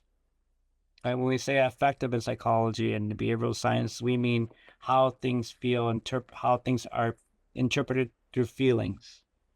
And it is metaphorically localized at the limbics under the amygdala, right? And so we have, I call them metaphors really, because as you know, it comes down to the essence of whether you believe these are local or non-local at the end of the day, of whether this is an emergent factor of the brain and body and mind, or is it a figment of the illusion back when we got to whether mind exists and if it's a field instead, right? And we are tuning into that field at whatever frequency vibrational philosophy you have on this. But so in simple terms, it's what we say for feelings. It's a formal way of saying how we feel about things. Now, when I use the word interoception, I mean a culmination of our senses, seeing, touching, feeling, etc., with one added caveat, which is the extrasensory aspects of what we can discern. When I say something that is deeply resonant, you feel it, right? Your face changes, your skin tone changes, and it's having some impact, some interference with your existence right now, right? That's what I mean by interoception. There's more I'm expressing than just under the five senses, which culminated between this. I hate to use the word sixth sense, but I'll use sixth sense, extrasensory aspect of our existence. We say interoception as the neuroscience vernacular we can borrow. So this is the basis of your PhD, is it not? Or... The base, yeah. So again, in trying to extract the most value given the certain limited time bandwidth I have on this planet, yeah, I will leverage the work that we're doing now on diplomacy and the human spirit for my dissertation. I'm doing this work anyway, so I'm like, might as well. Yeah. This is not public, by the way, but you can share amongst your network. So no, but you stated in the interview here, so this isn't public. You want this cut out? Sorry. Yeah, no, it's the PhD part. I probably keep. Yeah, I like. I like to. I think it's part humility and part. Let me finish it before I. I don't know. I'll leave it to your discretion. I like to deliver on the goods before I. Well, you're working on it, right? Yeah. I'm a doctoral candidate. That's for sure. So that's a work in progress, and actually, really, with all the experiences you've had and continue to have, it's like you're a multiple doctoral candidate, right? That's the case. That's the challenge I've had right now. This is that it fits on, as I mentioned earlier, that you can share it's the all this. I mean, it's fine. But the fact that the curse of having a very broad spectrum of studies is that it doesn't quite fit in the traditional academic curricula and frameworks. Right. And that's a challenge because it's not a humble brag, but it's just a fact that you're right. It can fit into multiple disciplines in traditional academia. And this is why the institutions that I'm aligned with now are multidisciplinary and are open to redesigning their existing programs to help fit the work that I'm doing now. Yeah, and I would say, there's multidisciplinary, then there's interdisciplinary, then there's transdisciplinary. You're really encompassing transdisciplinary. Correct. It's an evolution, and the current thinking is more transdisciplinary, right? Correct. So that's really quite interesting. Um, how, do you get inbound people who are interested in what you're offering through the Garibay Institute, or do you have outreach programs? How is that? Yeah, you can. I mean, so we field all requests. We also have an agent, AI agent, you know, filling out a request as well. But everyone is welcome to submit. At the end of the day, we're soft power and public diplomacy. We're for the people, and so it's GaribayInstitute.com, and you'll see an AI agent at the bottom, and you can fill a request and answer your questions. Ultimately, I must be candid. We have an extraordinary amount of interest, and so we are case by case basis. But we are currently focused on areas of conflict, regions of conflict, because again, I think this is when I think about challenges. This is the no more proof, and there's nothing else I can do that's more evident and to test that we can find different ways to connect than at these times and during these very sensitive conflicts. So yeah, we're exploring ways to contribute in a meaningful way. So Fernando, we've been talking for 2 hours here. Do you have any more? Are you running to your end of your time frame here? I can speak for days, so I leave it up to your discretion. So I really would like to get into this human and synthetic creativity and artificial intelligence and disruptive technology. So first of all, what is human and synthetic creativity, and how does that relate to artificial intelligence and disruptive technologies? This again started at when I started. It started around 2008 when I started looking and experiencing. Well, prior to that, right? In the understanding of what I shared before, the continuum of self-expression, whether it gets locked, that's stored energy, etc. It once locked, it can be unlocked anywhere, and then following that philosophy and that thread forward, I had to, in traditional academic ways, I had to create a succinct language to this, and that is organic and synthetic creativity. So why creativity, not AI? You might be asking, right? And so at the end, it goes back to articulating who's at the center of this paradigm, and I think it's a human, and being focused on the potential existential crisis one may hold, society may hold. I look at defining what the value is for the human in a post-AI world. And so to build that argument up topologically again, it's what is our value as human contributors to this planet, in a world where the trajectory is set. We can see a glimpse of the trajectory of our traditional intelligence, cognitive, synthesizing ability, creative ability of our brain to be offloaded and now have a very meaningful rival. It's not even a comparison anymore. O1 is PhD level, but at scale, right? So you have multiple agents equivalent, PhDs out there, and it's almost, again, it's only limited to its data and energy sources, but it's incredible. So in a world where most of humanity has defined their existence by what they do for a living, most of the modern world, right? What they do for a living, what they do, what is contributions to society, and then what are the deterministic environmental, behavioral deterministic factors that determine that value set. There must be a new way to articulate our value as humans, because the traditional definition of I'm a doctor, perhaps, and so I've earned, let's say in the future, this doctorate degree, therefore I'm defined as a academic authority, right? That's how I would theoretically in the traditional pre-AI world have defined my existence, right? Or I'm a carpenter, I'm very good at it, and I've had the I consider myself the best at carpentry. So there, I'm a carpenter, right? So none have a difference in value proposition per se, but I showcase these as examples of this behavior deterministic environment that we use throughout history to determine our, well, especially post-industrial, determine our value as an individual in society, right? So that needs to change, because moving forward, those value propositions and how we value ourselves specifically no longer hold, right? Because our roles are going to shift dramatically as human beings with AI. So then that will inspire a different question. And that question is, well, our ego needs some definitive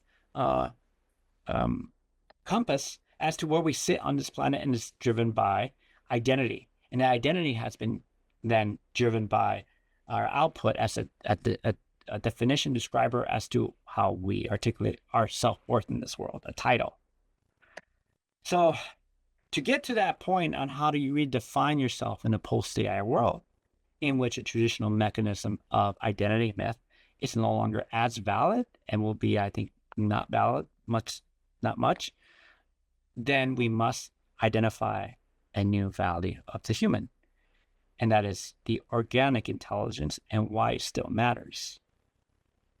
And organic intelligence, again, that's why I shared the affective, conscious, interoceptive essence of our being, the things that we still can't quantify, which is, I believe, a good thing, right? As value postulates, right? As whether, if you believe feeling is a way to tune into this matrix-like quantum field of connection, or you believe feeling is something more spiritual tradition, and in the tradition of religion, or whatever your belief system is, that you understand there's a huge value to this, because organic intelligence, I believe we're heading towards defining this as the embodiment of the human essence, thereby the human spirit. So when we look at the future, near future, in which, again, to recap, synthetic intelligence, that means algorithmic machine learning, energy data, inference intelligence, is now optimizing our traditional way we value ourselves, which is our cognitive physical output. We now must look at delineating the difference between the two, organic, human spirited value, versus which connection, empathy, imagination, all these human attributes, with coupling that, delineating that with synthetic intelligence, which is what I mentioned about energy, data, inference, and now quantum, and how we can reconcile the two. In other words, these two are incredibly valuable.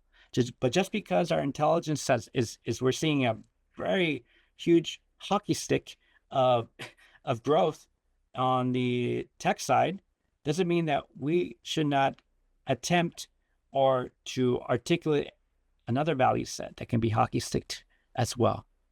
So this is where I came up with the idea of this delineating both and teaching this, what makes us valuable as a human, organic intelligence, and what makes this relevant in the world where synthetic intelligence blurs the definition of the traditional human value postulate, which is we were defined by our output as individuals.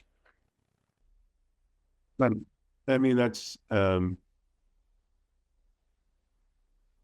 it's interesting, the organic intelligence, the affective, as you mentioned, this kind of multi-sensory capability, including the sixth sense, and then interoception. Yeah, but combining that also with this idea of spirituality, perhaps, depending on how people are defining themselves, and then their connection to the world. What's happening, though, is on the artificial side, and also when we study insects and we study crustaceans and things like that, we're realizing now that all of the things that we used to think were very organic human oriented or really dispersed and there's some kind of evolutionary basis to it. Correct. Emergent, right? It's much more common than we thought, right? Mhm. Including when we thought that insects are too simple to be to have these capabilities, and now we realize they have these. It looks like they have some kind of feeling. They Correct. they suffer pain, right? Sentient, right? Yeah, we didn't think they had this. Trees as well, right? When you have this, the Yeah, warning mechanisms of trees. so all of these aspects of organic and organic creativity and imagination and all the multiple senses and things like that. Um, those boundaries that separate, or we think that separate us, Correct. disappearing.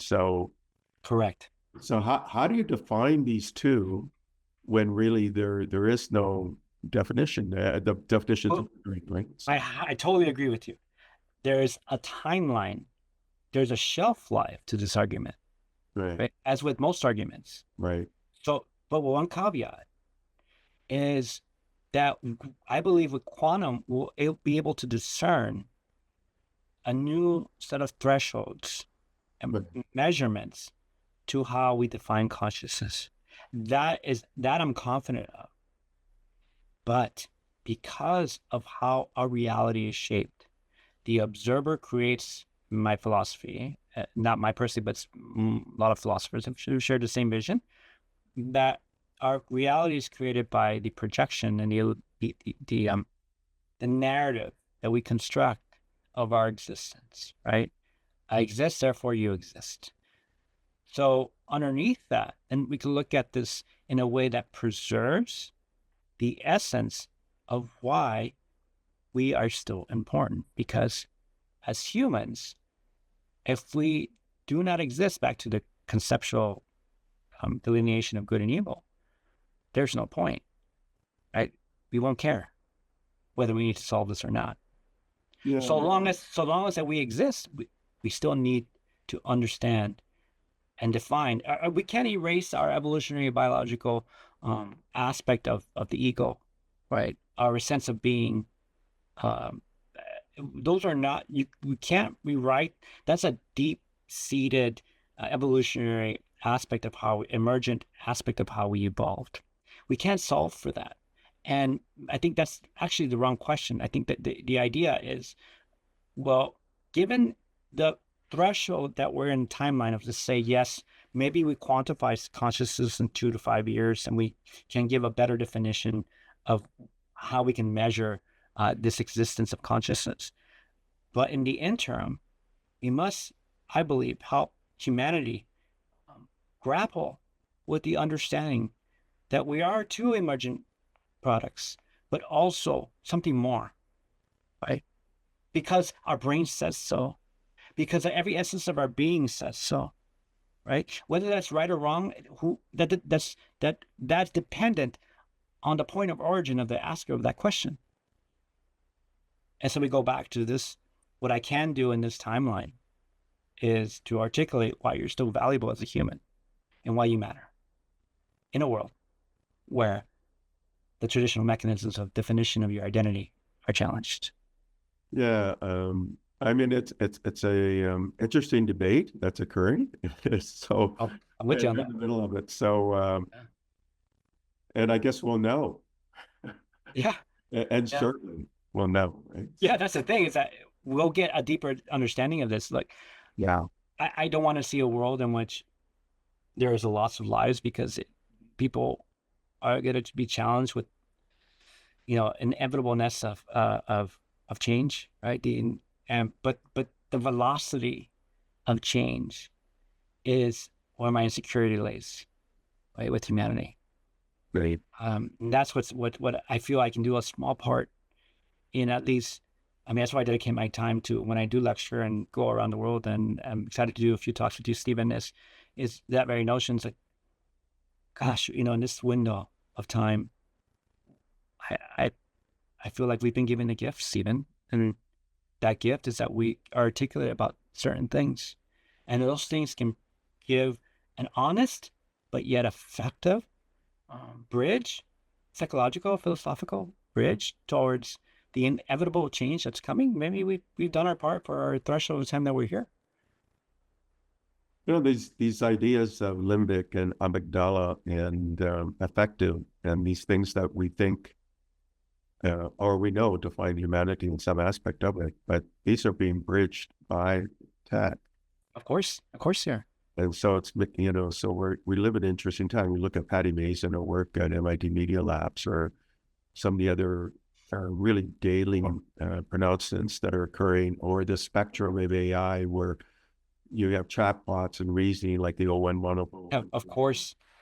And then you have agents instantiated. In fact, Microsoft a couple of weeks ago released 1,800 agent models. So, and then you have innovation and invention, like the AI scientists, which were released in September, and it's an open source tool for scientific automated scientific discovery. Right? I have no insecurity about the fact that every aspect of my argument, it can be discerned with synthetic intelligence. No reservation about that. Yeah. Because this is the illusion of the human spirit. Right? The illusion is that there's a centricity of our existence that matters. And so at the very essence, as an emergent property of being human, this is pre-wired, right, on every aspect of what we are and who we are. Right? We can prove that through the evolutionary expression, to mitochondria, to etc. But nonetheless, that we experience these things based on the individual, and it goes back to a more philosophical interpretation of our reality right now, and that is that all that matters is what I think, because and what you think, what the individual thinks. And then that goes and expresses itself to the macro and how we all think and collectively think together. What I'm saying is that there has to be, I think, to transition into this next way of being with the advent of very discrete expressions of intelligence, that we find a way to keep our ego intact with a rigorous frame of identity that is adaptable and malleable to live in the world and where these discretions will be very clear. Yeah, and you're alluding to this then is really the whole definition of identity is going to transform, right? So completely. And if you can't even identify what your worth is now as a human, you're kind of screwed, right? So because you have no foundation. Yeah. Right? That's what leads to numerous externalities. Sorry, go ahead, Stephen. Yeah, I mean, that's why you're working on self-diplomacy or correct. Correct. Diplomacy. Right. You think it goes down to the identity we have. Right? It comes down to the identity, it comes down to the human spirit and how we connect. And look, you know, even if you look at it pragmatically, and not so much philosophically, at the end of the day, most of the we'll have agents or variations, we probably won't call them agents, but variations on the expression of synthetic intelligence that will append our daily activities, right? So we're forced to design new economic models that make sense to sustain us, right?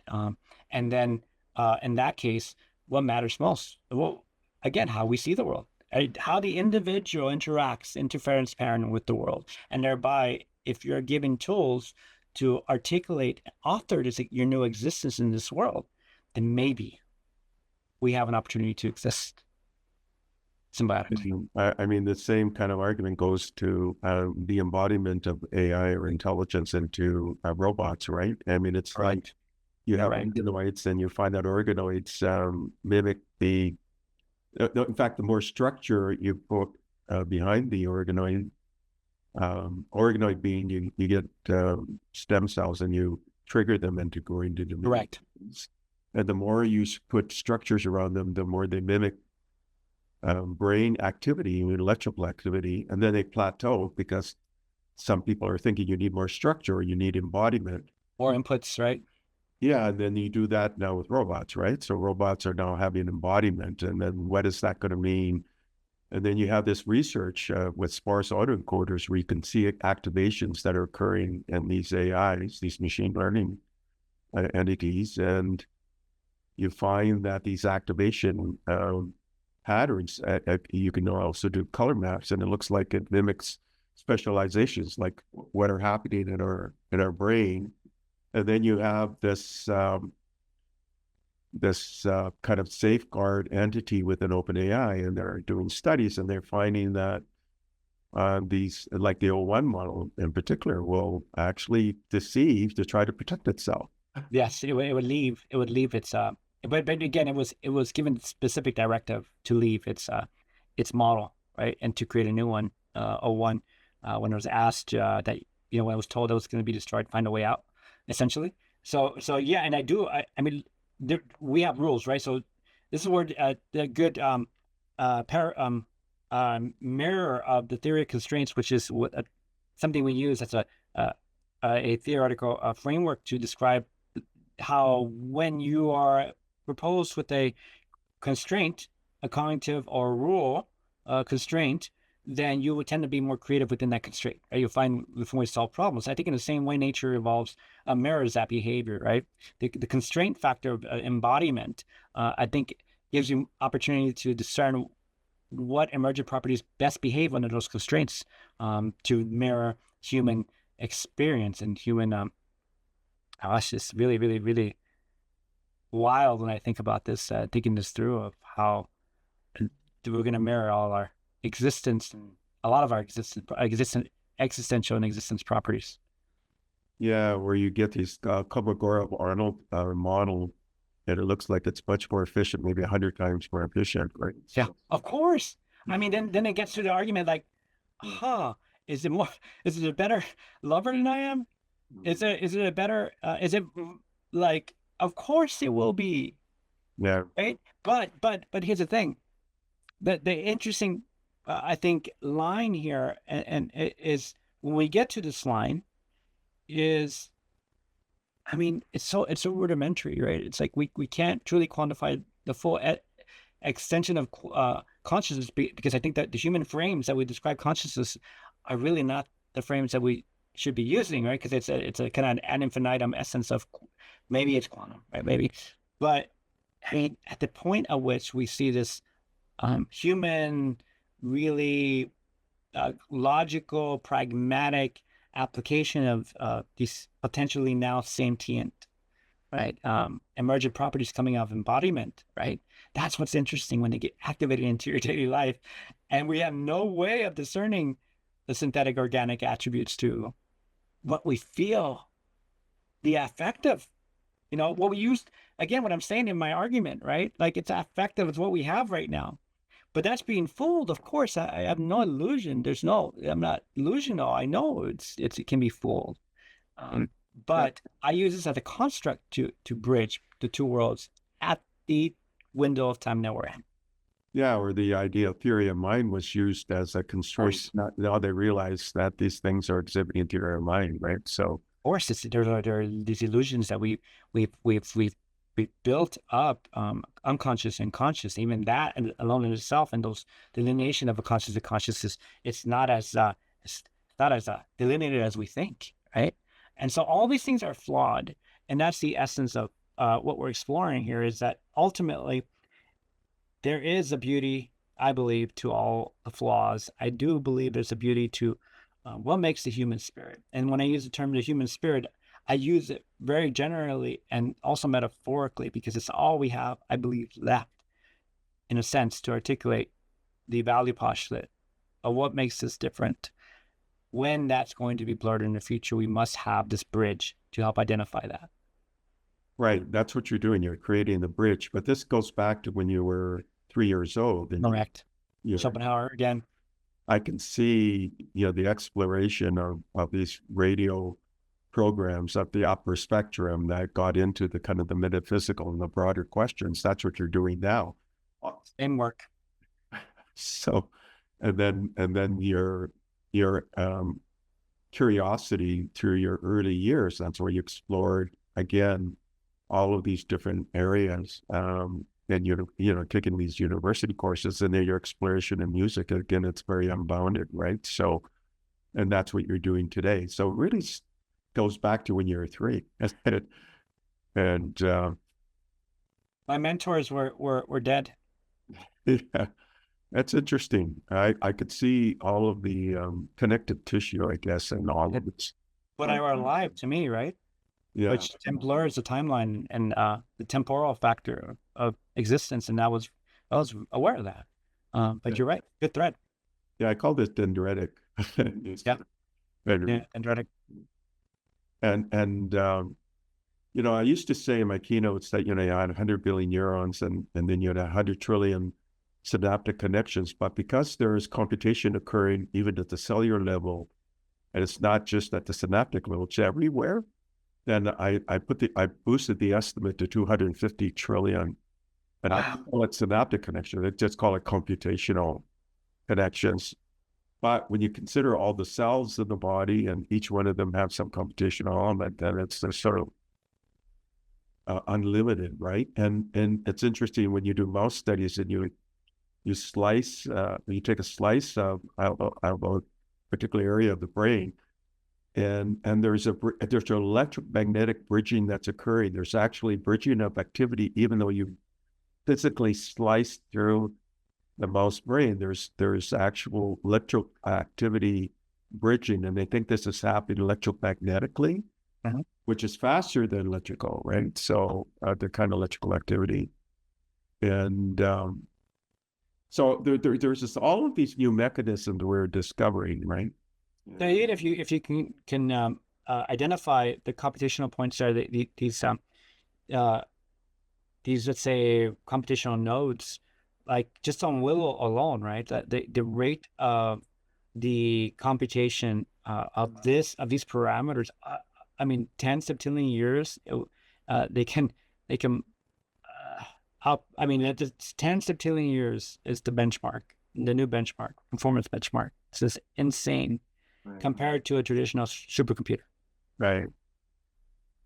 Yeah, and they're realizing that there's a scaling, a reduction of errors in the scaling, which is interesting, right? So, in these virtual qubits or logical qubits.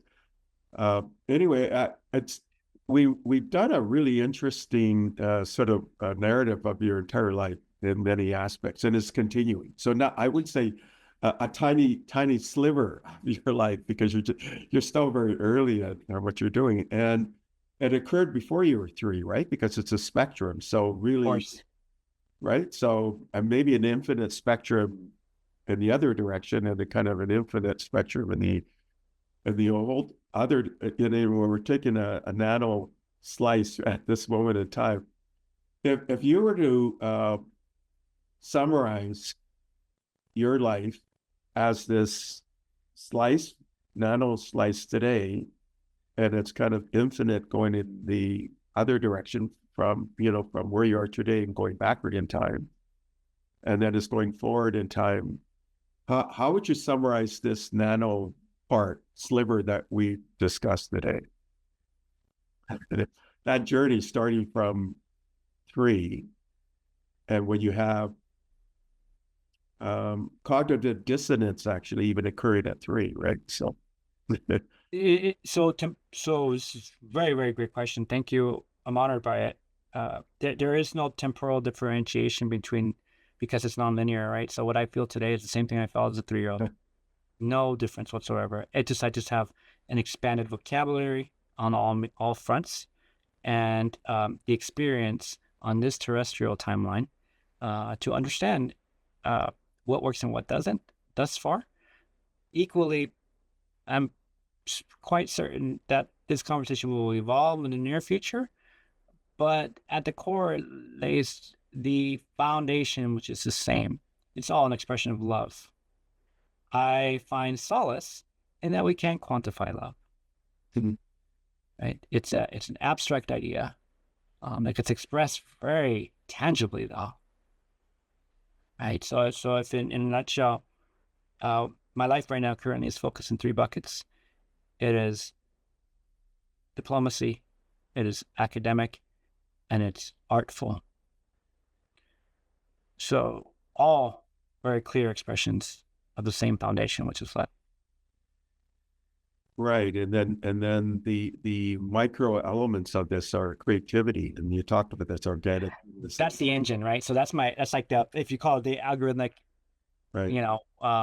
What is the main algorithm here, right?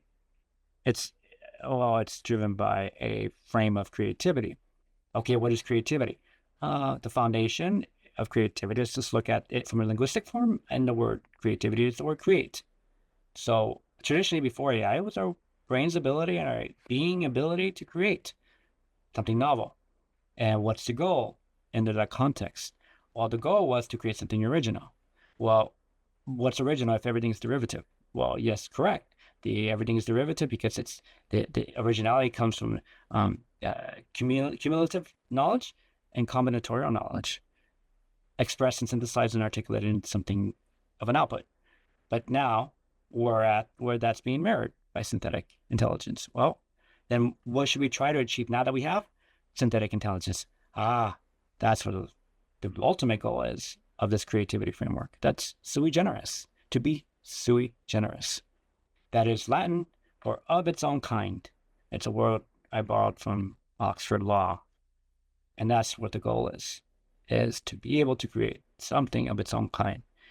And yes, it's an expression of love, but that expression, so the expression of that sui generis aspect, getting to that point is, I think, no longer going to be up to us. So if you were to give a recommendation to the audience, what would it be? Here's a philosophical one. Come to terms with the essence of who you are, like the narratives that you were told, and the essence of why you do what you do, and know that you can reauthor that. Do it responsibly, because in order to author something, you have to audit yourself consciously and in thought and in feelings. But to crystallize that narrative that you form after you've audited yourself, you must take action. So that is a human aspect, a human proposition, a human frame, that this audit, self-author, action, you crystallize. So it becomes a new essence of your new manifestation, of your new thought. Important to understand, though, that not to take yourself too seriously, because in our near future, all will be redetermined. It'd be reauthored. So having that skill set under your belt, conscious cognitive belt, is incredibly important, so that you are no longer as a human dependent on such narratives, right? So become aware to break away. And then there's this aspect of soft power diplomacy, and then you share. That's right. So that's kind of the practical application, right, of like human connection, topologically starting from this top down, making sure that leaders are also leading with intention and the right intention, and having a bit of potential influence in that space, because art has shown us has shown me and has shown humanity how to author ourselves very effectively, how to see ourselves, how to see each other. I believe it's somehow a truer language, right, than linguistics, than formal language. So Fernando, I mean, we've had 2.5 hours of discussion here, and typically I don't edit. So and we talked about the different sort of academic pursuits you have. That's fine. Totally okay with sharing, yes. Okay. And let's continue this discussion. I mean, because you're very active in all of your pursuits, from self-identity to exploration to growing the boundaries, right? And in fact, not seeing boundaries, and embracing the challenges and growing from the challenges and growing in every aspect of who you are, and then sharing that.